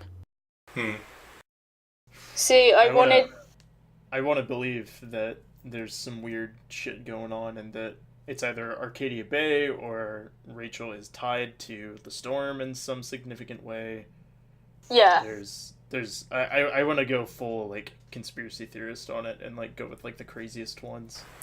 Yeah, see, the thing is, I wanted to pass it off as like, oh, it's just a coincidence. But then, like, I started reading some theories on Tumblr, like, about Rachel's revenge. Like, that's what Max says when she sees the storm. She's like, hey, maybe this is Rachel's revenge. And I'm like, but what? And then everyone was like, what if she does have this, like, wind element power thing? I'm like, oh shit, maybe you're right. And I'm like, now I've fallen into the trap. I'm like, I buy it. I'm like there for it. Yeah, I'm really excited to see where it goes. Yeah. Yeah. Shit, I just. I straight up jumped, like when I heard it. You just realized what? With Joey talking about how the Raven guided Chloe, it's kind of similar to how Max was led by the doe. Yeah. Yeah. Fuck. Which, yeah, and I think there are varying theories on that, like what they actually represent. I heard, I don't know if it's fully fleshed out, but for one, I fully believe that Rachel is like, that was her power. Like that's what I'm going with, is that she has like she's like Storm and she can control the wind like that. But that's just me. In your theory, does Rachel know though? I think she must be aware, like, and I think that's maybe one of the reasons she's so like guarded and like mysterious. And somebody online connected it to the storm in season 1, but I don't remember exactly how. Yeah, I think, I don't know. I don't know if it is something that Rachel can do reliably. I don't know if it is something that, I think maybe it might be something she knows about, but not really something she can control. Yeah, no, that's what I think. I agree. Yeah. That it is like something that just maybe happens when she gets very emotional. And I don't know. I want it to be true that she's connected to the storm somehow, just because I think that would be kind of awesome. I guess it all depends if that is true, how it is all connected. But I think the potential there is like really cool. Yeah. Yeah. I teeter. I think more so it was Arcadia Bay responding to extreme emotions. Yeah. And I think that's more so than like, I even think that is like what brings about the advent of Max's powers is Arcadia Bay responding to extreme emotions. But I teeter between the whole, like, the powers are there, but they're more allegorical in the storytelling versus, like, the powers are there because it's a crux on the story. It's a crux to the story. So I think it's, like, I go back and forth, like, arguing with myself about it. It's, like, because, you know, in season 1, we don't really, like, fully ever understand the extent of Max's powers. It's not, and we're not, like, because Max never understands it. And so I do think that there's some, like, mysticism and spirituality to Arcadia Bay. I just don't know how, like, prevalent it is in, like, because with season 1 we see where there's no real resolution of that, which I actually appreciate that, because I like it when things happen but we don't know why, but they're, like, really big, and, like, we can't, like, I guess it kind of, like, it's almost Eldritch in a way, where it's just, like, unstoppable and there's nothing you can really do about it. Right. Yeah. Outside forces. Well, you're right in that it's mostly, it's, like, externally influenced. Nobody, like, Max didn't take that power. She didn't willingly accept it. It was bestowed upon her. She never understood it. It never got, like, fully explained.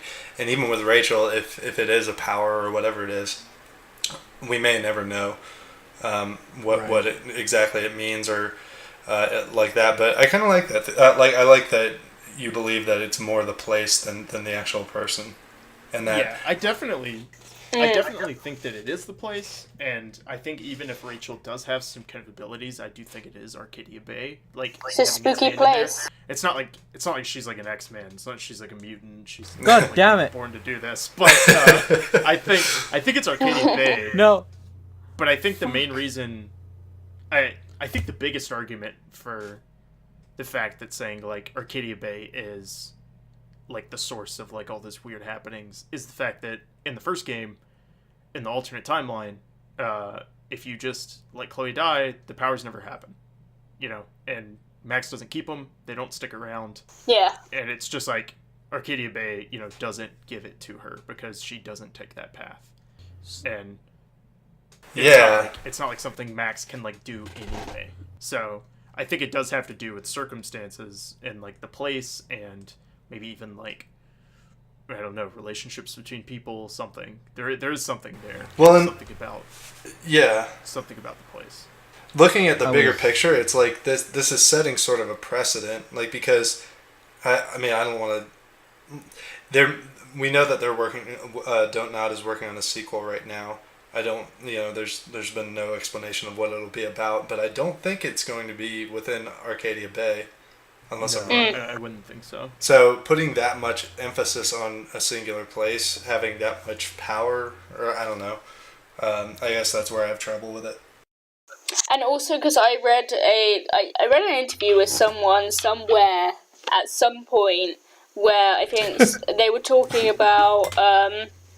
I'm really good with details. They were talking about that they didn't want Arcadia. I think they were talking about season 2. And they were talking about how they didn't want Arcadia Bay to be like a town full of like supernatural people or things.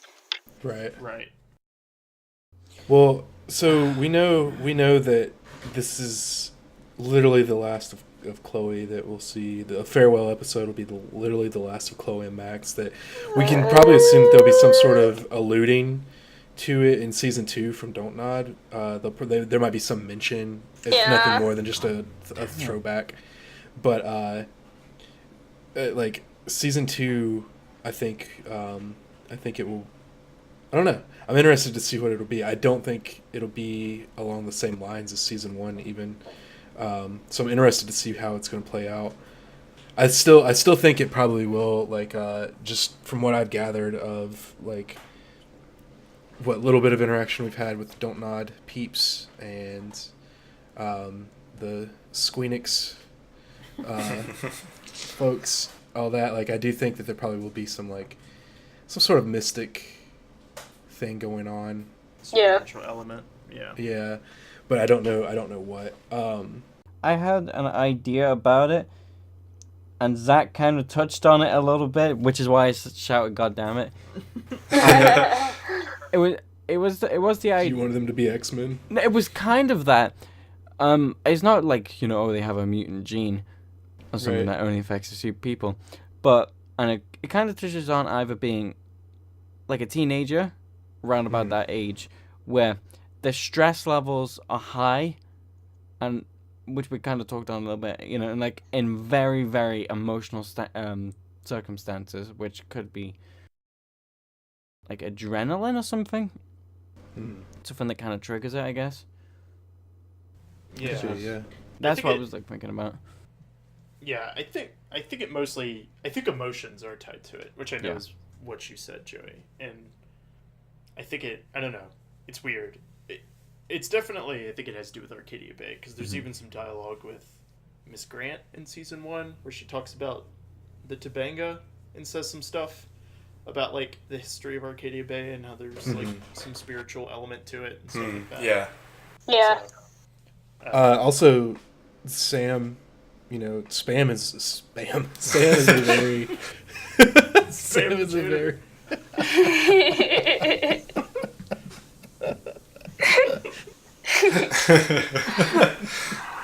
My favourite character in Life is Strange is Spam.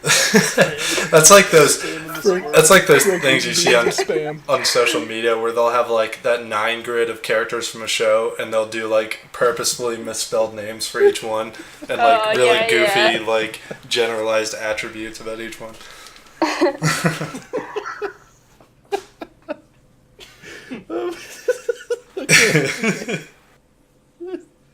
Alright, so Sam mentions about like God damn it.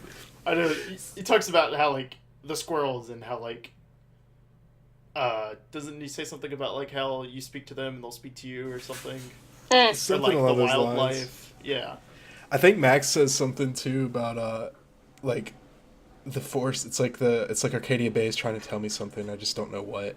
Yeah, Right. I Or like something like- the idea of Arcadia Bay being kind of supernatural, and especially because like Chloe also has like this whole thing against Arcadia Bay, like she calls it like a shit pit, and like she'd like to like Turn it to glass. turn it to glass and all this kind of shit, like as if Arcadia Bay is like constantly working against her, which technically is, to be fair, like it really is.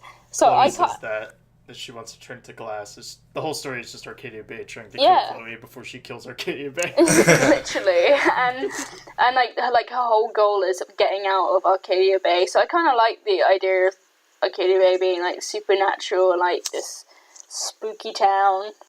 Yeah, but I like also it. like I don't know how this is gonna pan out, but I mean we know that with Before the Storm, it's still revolving around Chloe. It's like two sides of her life, and I just want to know what that means. It's like, you know, on one hand you have Rachel, who was like her everything, and then in season 1 we see her you know, bonding again with Max. Like, I don't know, I'm this prequel has been amazing so far, just in like filling in the gaps and giving us more perspective on each character, and just like really bringing the story more to life. Like, I really want to know more, and it doesn't have to be a twist, and I think it's like what really shines about this, because like it's not like the Shyamalan effect where you need a twist just to make it worth watching.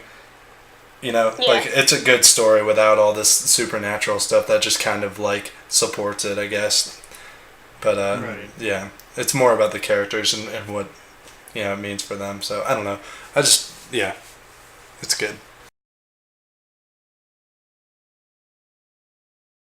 So, talking about a bit of a twist, we see there at the end, after the tree catches on fire, we see this mysterious woman with the tattoo light up a cigarette, and she kind of smirks. She's sitting above, like above where she can see down onto the Overwatch, or down into the path that has the tree that's on fire now, and we see her kind of smiling at it.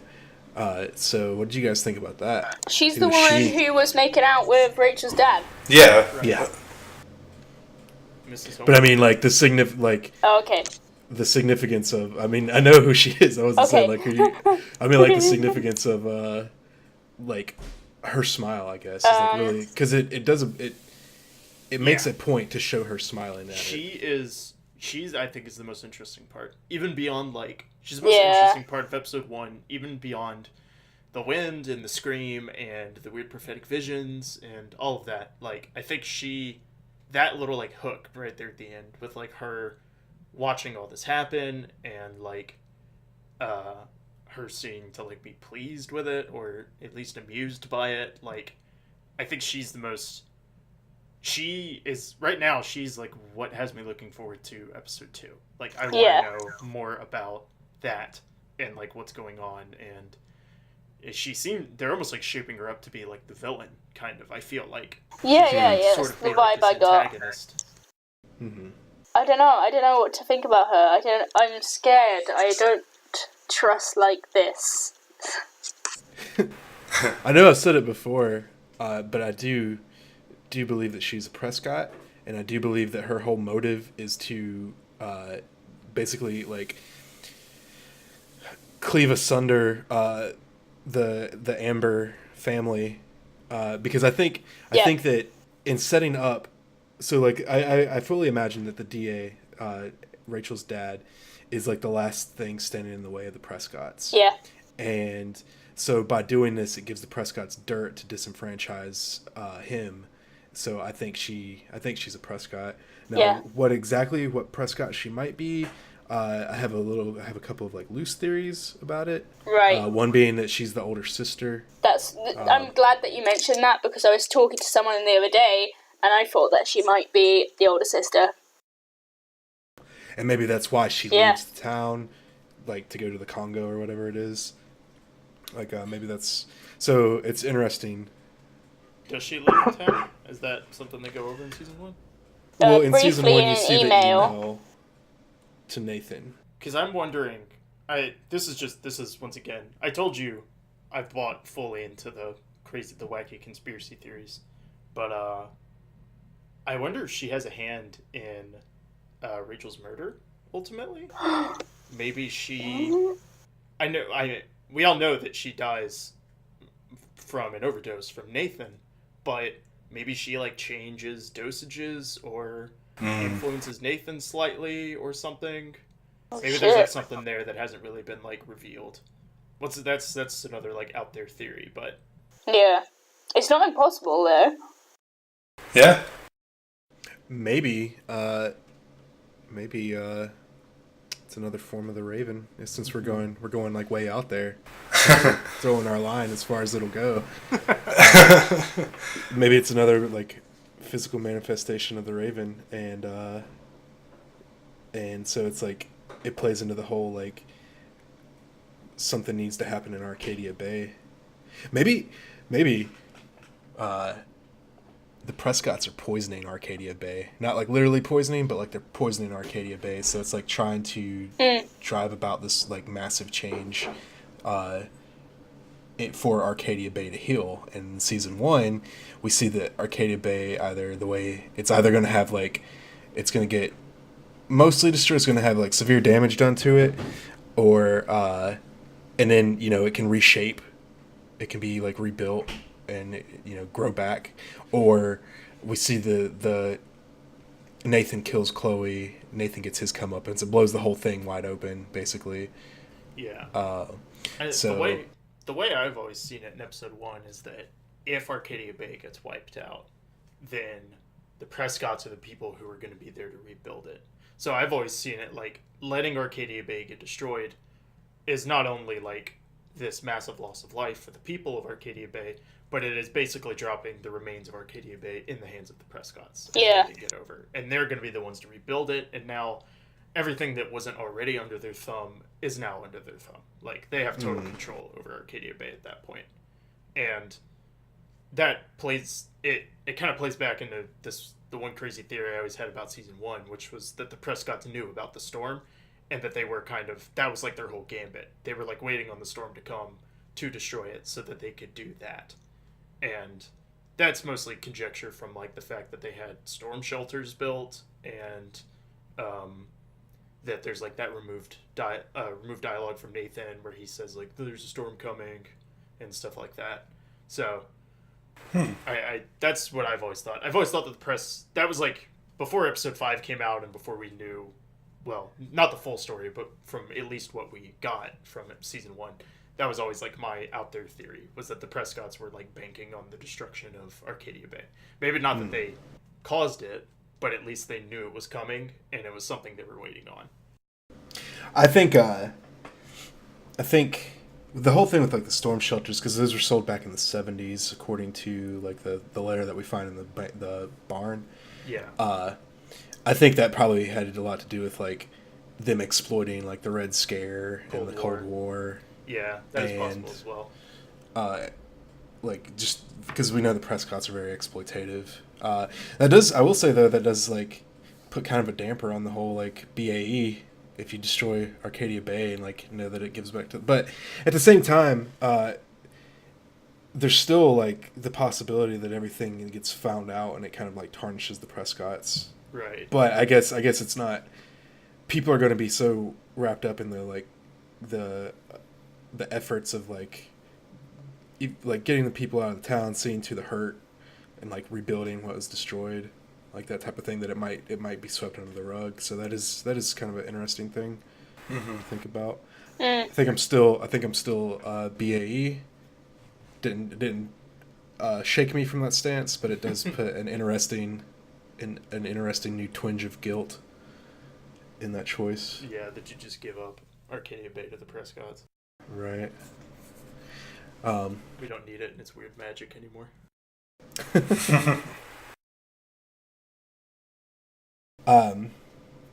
So yeah, we have the final cutscene, and that is Awake. So I know we talked a little bit about it at the end of part 1 of Awake, but what are overall opinions? It was good. I liked it. There were a few things that I mentioned that I said. The one main thing that was kind of off for me was that it felt weird and slightly off. But I think after like thinking about it for so long, I think that is because I missed Max, and it was weird to not be Max, to not have Max there, and so it did kind of give it, despite like the vibe and just like total atmosphere of the game being like completely on point, that was like this weird thing that like seemed missing, and it made the whole episode seem a little weird to me. But right around the end of the episode, that was like wearing off, and I started to like settle in as like, you know, Max isn't here, I'm just Chloe, and we're meeting Rachel and stuff, and so that started to go away for me. But that's like just about my only complaint, other than maybe there's a few of the new voice actors are just like a little weird. They're not bad, it's just like weird having, you know, not having the old people back. I think Rihanna nails without a doubt. Yeah. And I think Kylie did a great job on actually giving Rachel a voice for the first time. But it's just kind of like on the smaller, some of those minor characters. Madsen is a little weird. Dana! Dana's a little weird. Just a few little voices, but it's not bad. It's not ruining the experience for me. Yeah. And but I think besides that, I think episode 1's great. I felt like it was a little slow. That's another main complaint. I don't feel like a lot happened except for right there at the end. But I felt like the end of it had like such a good hook with the wind and the scream and the woman with the tattoo. Like, I think all of that has now set up enough things, and I'm like really excited for part 2 and 3. Yeah. Zach, I know we've talked about this before, but for me personally, I felt like it kind of needed to be slow because you do like you said, like you miss Max. You know, you're not used to not being Max.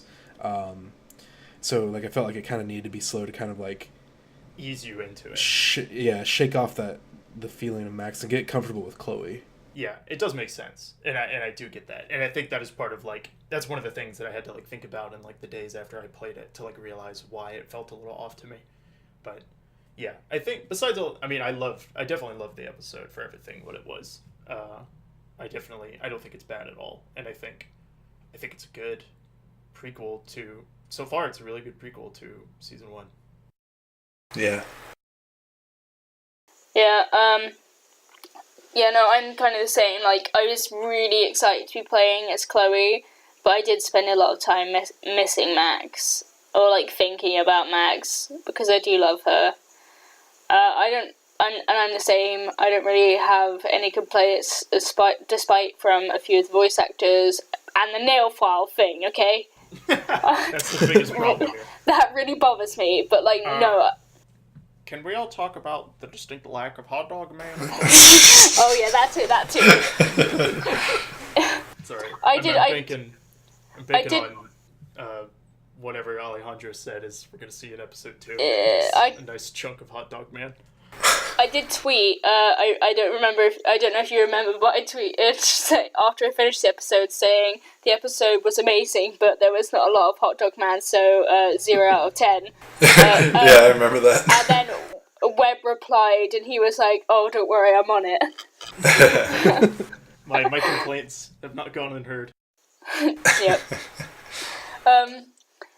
No, it was because I did go into the episode quite nervous, but I truly did love the episode. I thought it was really good.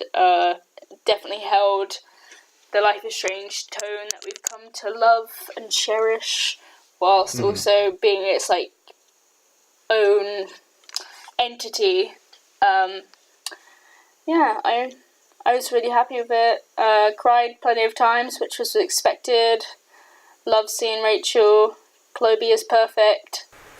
Steph is my bae. I don't have any complaints about it. Not that I feel like any that come straight to mind. So. Yeah, I may be excommunicated for this later, but I don't know that I missed Max throughout this. Like, she was always my favorite character in season 1. But I don't know. Like, it seemed like season 1 wrapped it up very well enough to where I was satisfied with her character arc. I felt like she reached what she needed to be, how she needed to grow. And, you know, of course, like, when you read the journal entries and the text messages, it's hard. And I do miss that dynamic that she and Chloe have. But I went into this prequel wanting something more and wanting something different. And you absolutely get that from just Chloe's, just her journey into becoming who she's going to be. And her struggles and all that, and I think it's too early to tell what exactly I'm going to think of the entire season, I guess. But it's really been awesome so far, and I think I'm more. I don't want to say enthralled, but I'm really fascinated by Rachel's character, and I've said it a few times, but and I'm really looking forward to talking to Kylie next week, just about like her side of things and how it was for her to fill the shoes of this character who was built up so much in season 1. Like, that's one thing that I really can't get past is how built up this character was and how hard it must have been to really like deliver and make that character compelling enough to have a story revolve around her in a way. So I don't know. It's really been great so far, and I'm just very happy with it. When I saw the first trailer, of course, I was thrilled and like jumping out of my seat. But even then, I felt kind of nervous, as Sean was saying. Like, I didn't know what it was going to feel like. Like, you got a general sense from the trailer, and even the initial gameplay, I was like, this is cool, this is really nice. But it wasn't until I started playing the game that I really felt like I was back in the world and back in Arcadia Bay. So it's just been really good about doing that and preserving the tone of season 1 without, copying it exactly. It feels new and it feels exciting. Yeah. What about you, Joey and Jamie? Jamie, what do you think? Yeah, I really enjoyed the episode. Acting was great, writing was great, gameplay was good, very reminiscent of season 1. That added a little bit some new elements to it. Music was really well done. Yeah. Ending was just was mysterious as it needed to be to end as a cliffhanger to get people hyped up for episode 2. So I'm just looking forward for that.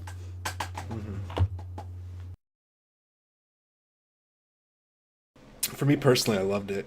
I absolutely loved it. I think to be with Chloe having been like probably my favorite from season 1, to be able to like get back into her, or to get in her shoes and like kind of see her childhood was really cathartic's not the word, but I don't know, I really appreciated it because like I said, like I kind of like imprinted on Chloe from the I see parts of myself in Max and like a lot of the characters, but I feel like I understood Chloe kind of the most out of all of them. Yeah. So this season, or this new season Before the Storm is, I don't know, it's good for me in a way. It hurts a lot. It brings up some stuff that like I've tried to bury within myself and all that. It kind of uncovers Earth there. So it definitely, I think it hits even closer to home for me than season 1 did, even though season 1 like hit really, really close to home. I'll say like the biggest problem I had with it was just the camera angle. It was so close to Chloe, like the over the shoulder. I got used to it, but in the beginning it was kind of jarring, and I was like, I don't really like this camera angle. Like I don't like the fixed perspective of it, I guess, because we had a bigger FOV in season 1 because it was like further behind Max, whereas this was. I think I did realize that, but I almost kind of liked it. I almost kind of liked being like more directly behind Chloe. I don't know. It felt like more boxed in, but I don't know. Yeah. I feel like that was almost like a good thing. My brother, I almost said boyfriend, what the heck? I gave myself a shook then. My brother, sorry, not boyfriend, sorry, I was trying to read something at the same time. I need a nap, man. No, but my brother actually pointed that out to me, but I agree, I kind of preferred it. Mm-hmm. I think, I mean, it took some getting used to, and then once I got used to it, it was like no big deal. It was like, it wasn't even really a second thought after just the initial. But at first I didn't like it, but I got used to it pretty quick. There's still some of the rigidity of some of the like background models, which is not. It's just a fault of the tool set that we have. You know, it's not like really anyone's fault. It was just like very like it's kind of, and it happened in season 1 too. Like I said, it's just the current tool sets that we have for animation are not always the greatest, and that's across the board in all video games. Mm-hmm. But the main character animation, with the facial animation especially, was great. Mm-hmm. I really like that. I spoke on this before about how it felt more of a cinematic experience as opposed to season 1 being more like we controlling the story. And I again will reiterate that I like that, and I think that's how it should have been done. So I think they hit the mark with that, because we know what happens to Chloe, we know what happens to Rachel. This is just going back and filling in the details. So if it were like kind of along the same lines of as much of like choose your own story as season 1 was, I think it would have been kind of a miss. So I definitely think that as far as like what you could do with the prequel, this is done right, in my opinion, with having it feel more like a movie than season 1 did. I think one thing we should talk about, because none of us really brought it up, but what did everybody think about Backtalk? I loved it. Yeah, I think Backtalk is fun, and I like it. I can't wait to see more of it.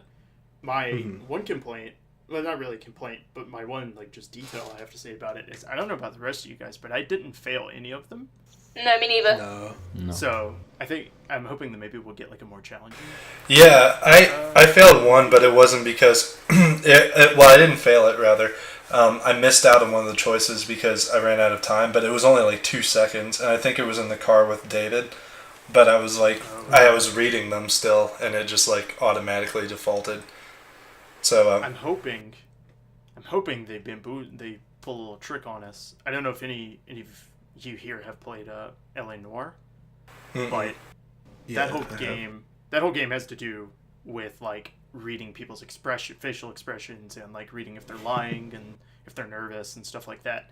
And it's something that the game starts you out, and it's like the people who are lying are like really obvious bad liars, and so it's something that the game does kind of ease you into. But there's a really cool moment in like the final act of that game where you have to go up against this guy, and he has like the best poker face in the whole game, and he's like so hard to read, and it's so impossible. And I'm hoping Don't Nod is going to kind of do something with that, where we're going to kind of like get better and better at Backtalk, but there's going to be somebody we go up against, maybe a Prescott or something. You mean Deck 9? And they're just, oh, did I say Don't Nod? Yes. Yeah. I meant Deck 9. That you'll eventually go up against somebody like a Prescott or something that is just going to be like so hard. Super hard. Yeah, and it's like almost meant like you're supposed to fail, and it's supposed to like demoralize you. And I think that would be like a really cool story tool to put in there. Like Chloe basically trying to like verbally take on somebody she has no chance of winning against. Yeah. That would be cool. Interesting. Yeah. That could be done well with, like, if it was a Prescott with like someone who knows that no matter what, like, because you know you have the whole Backtalk with Principal Wells, but like you kind of he has something to lose, and he's like very guarded with that, so that like you can exploit that in the challenge. But if you go up with someone like with a Prescott who's just so like no consequence could come to them, really, it's like so beyond like basically with impunity to anything, and trying to go up against someone like that, yeah, that would be, especially if it was like one of the ones that only had like, if you fail more than once, or like if you miss more than one option, it's over. Or even like if you miss one option, like you have to do everything explicitly right. Yeah, that would be interesting, because I think L.A. Noire executed that really well, because it does this really good sense of like you, like the character is like he's kind of set up as like this antagonist who's kind of been behind things for a little while, and you finally get this chance to like confront him and interrogate him. And it's so hard, and it's like almost impossible to get anything out of him, and it's this really good frustrating moment for the player when you're like, I know this is the guy, I know it's him, but he's like a stone wall and I can't get anything. And so I think that would be a really, really, really cool moment for them to do with Chloe, with like somebody that, you know, you finally have this chance to like go up against, and like, you know, you have something on them, you know, you can break them down, but it just turns out that they're like, you know, like you said, like they feel like immune, like, you know, if they're Prescott, you know, they know nobody can like beat them, you know, they own Arcadia Bay. And so it would be like this really good, like almost like gut punch of a moment for both Chloe and the player, and that's something I hope we get to see, because I think that could be really well done, really impactful. Yeah. So that being said, I think that's a good way to end our discussion on Awake, right? Mm-hmm. Yeah. I think 2 episodes was enough. Like, what's this, like 4 hours now? Yeah, pretty much. Yeah. So A little bit more. Let's go through some housekeeping, and then we'll wrap up the episode from there, okay? Cool. I do want to say real quick Okay. that we probably will go back more in depth over some of the things. So we did just like a overall of the episode Awake, but we'll probably, when we learn more about Rachel after episodes 2 and 3 come back, we'll probably do another Rachel episode. Yeah. We like, because Like when we did our have Rachel information. episode, we just went off of what was available in season 1. Mm-hmm. So, and then, you know, there's some more things that I would love to talk more in depth about too, but for brevity's sake, we kind of just glossed over. Yeah. So stay tuned for that. And we'll definitely get around to doing it in the near future. So, housekeeping. Let's do some announcements, right? Yeah. So, next weekend we're doing our interview with Kylie Brown, the voice actress of Rachel. We're still taking questions in for our email at blackwellpodcast@hotmail.com. You can direct messages us at blackwellpdcast. We're accepting questions until the 10th. Yep. So make sure you send those in. So we'll be interviewing her next Saturday. And that is Tuesday, October the 10th. Right. Yep. Mm-hmm. Then the 21st of October is our interview with Katie Bentz, the voice of Steph. Yeah. Deadline for questions for those will be on the 17th, a week after. We'll probably start our deadline on questions for every Tuesday, so we can have enough time to get all of them. Right. And then get it sent off. Yeah. Then let's do a little bit of a community guest announcement. That we haven't had a community guest in a long time. Yeah, Where we just solely talk about, like cosplay or music or anything like that.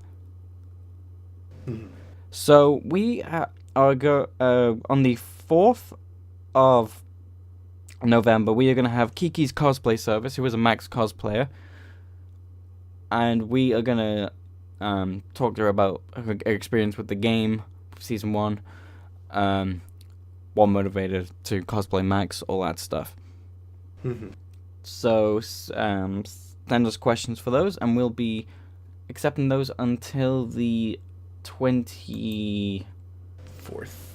Yeah, 24th. Thanks, Joey. And that's it. That's it for like newish announcements. We still have Extra Life coming up on the 25th.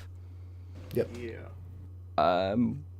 Do we want to say anything yet, or talk about it next week? So, I guess one thing that's kind of exciting is that Jamie and I will actually be in the same place when we do it. It's definitely exciting. Yeah, boy. It's been a long time coming. So. Yeah, Jamie and I have known each other for over 2 years now, and so finally getting the opportunity to hang out in person. So that's exciting. Right. Sweet. We do have some good stuff for Extra Life. Some good people already have agreed to join us, which you'll find out more as time gets closer to the event. We also have a couple more announcements that will be announced later. Yep. We are doing giveaways again. We won't do like. Go ahead. I'm just gonna say as a little bit of a disclaimer: we're not gonna do as many as last year because we did a lot. Probably another thing too that's dependent on is availability of some things that we're kind of like planning on doing. So like if it's not available, then we can't do it. Yeah, like that sort of thing. But anyway, just stay tuned, and we'll keep you updated as that goes on. We are going to be pretty busy. Yep. We're going to be having like pretty much an episode a week. Yes. The next few weeks. So with Before the Storm coming out, plenty of new content, new people to talk to get on the show, new things to look forward to. So we back at it. Yeah. We out here. So with that, we should talk about our Patreon page real quick before we sign off. So if you want to support us, you really don't have to. It's just to cover our subscription costs, which we have right now. But any money that will be made after expenses will be donated to a charity every 3 months. Since we hit our goal, we'll be donating money to the Trevor Project, which is a brilliant cause. Please read into that and check it out. And yeah. So we want to thank all our Patreons for supporting us and helping a great cause. Yay. Thank you, guys. Yeah, and so some perks of being a patron. You have access to the locked patron channel, which is you'll get information before everyone else does. That's our Discord. Yes. In our Discord. We're still working it out. It's something that we said we were going to do, and we're still just kind of working out the logistics and getting that set up. So bear with us. If you are a patron already, bear with us. Is the hangouts that we're going to do where we bring people in and to just talk with them, and that's a like patron exclusive thing. And we still, as we think of it, we come up with new ideas of things to do for our patrons because we really do appreciate it. It helps us out a ton. Yes.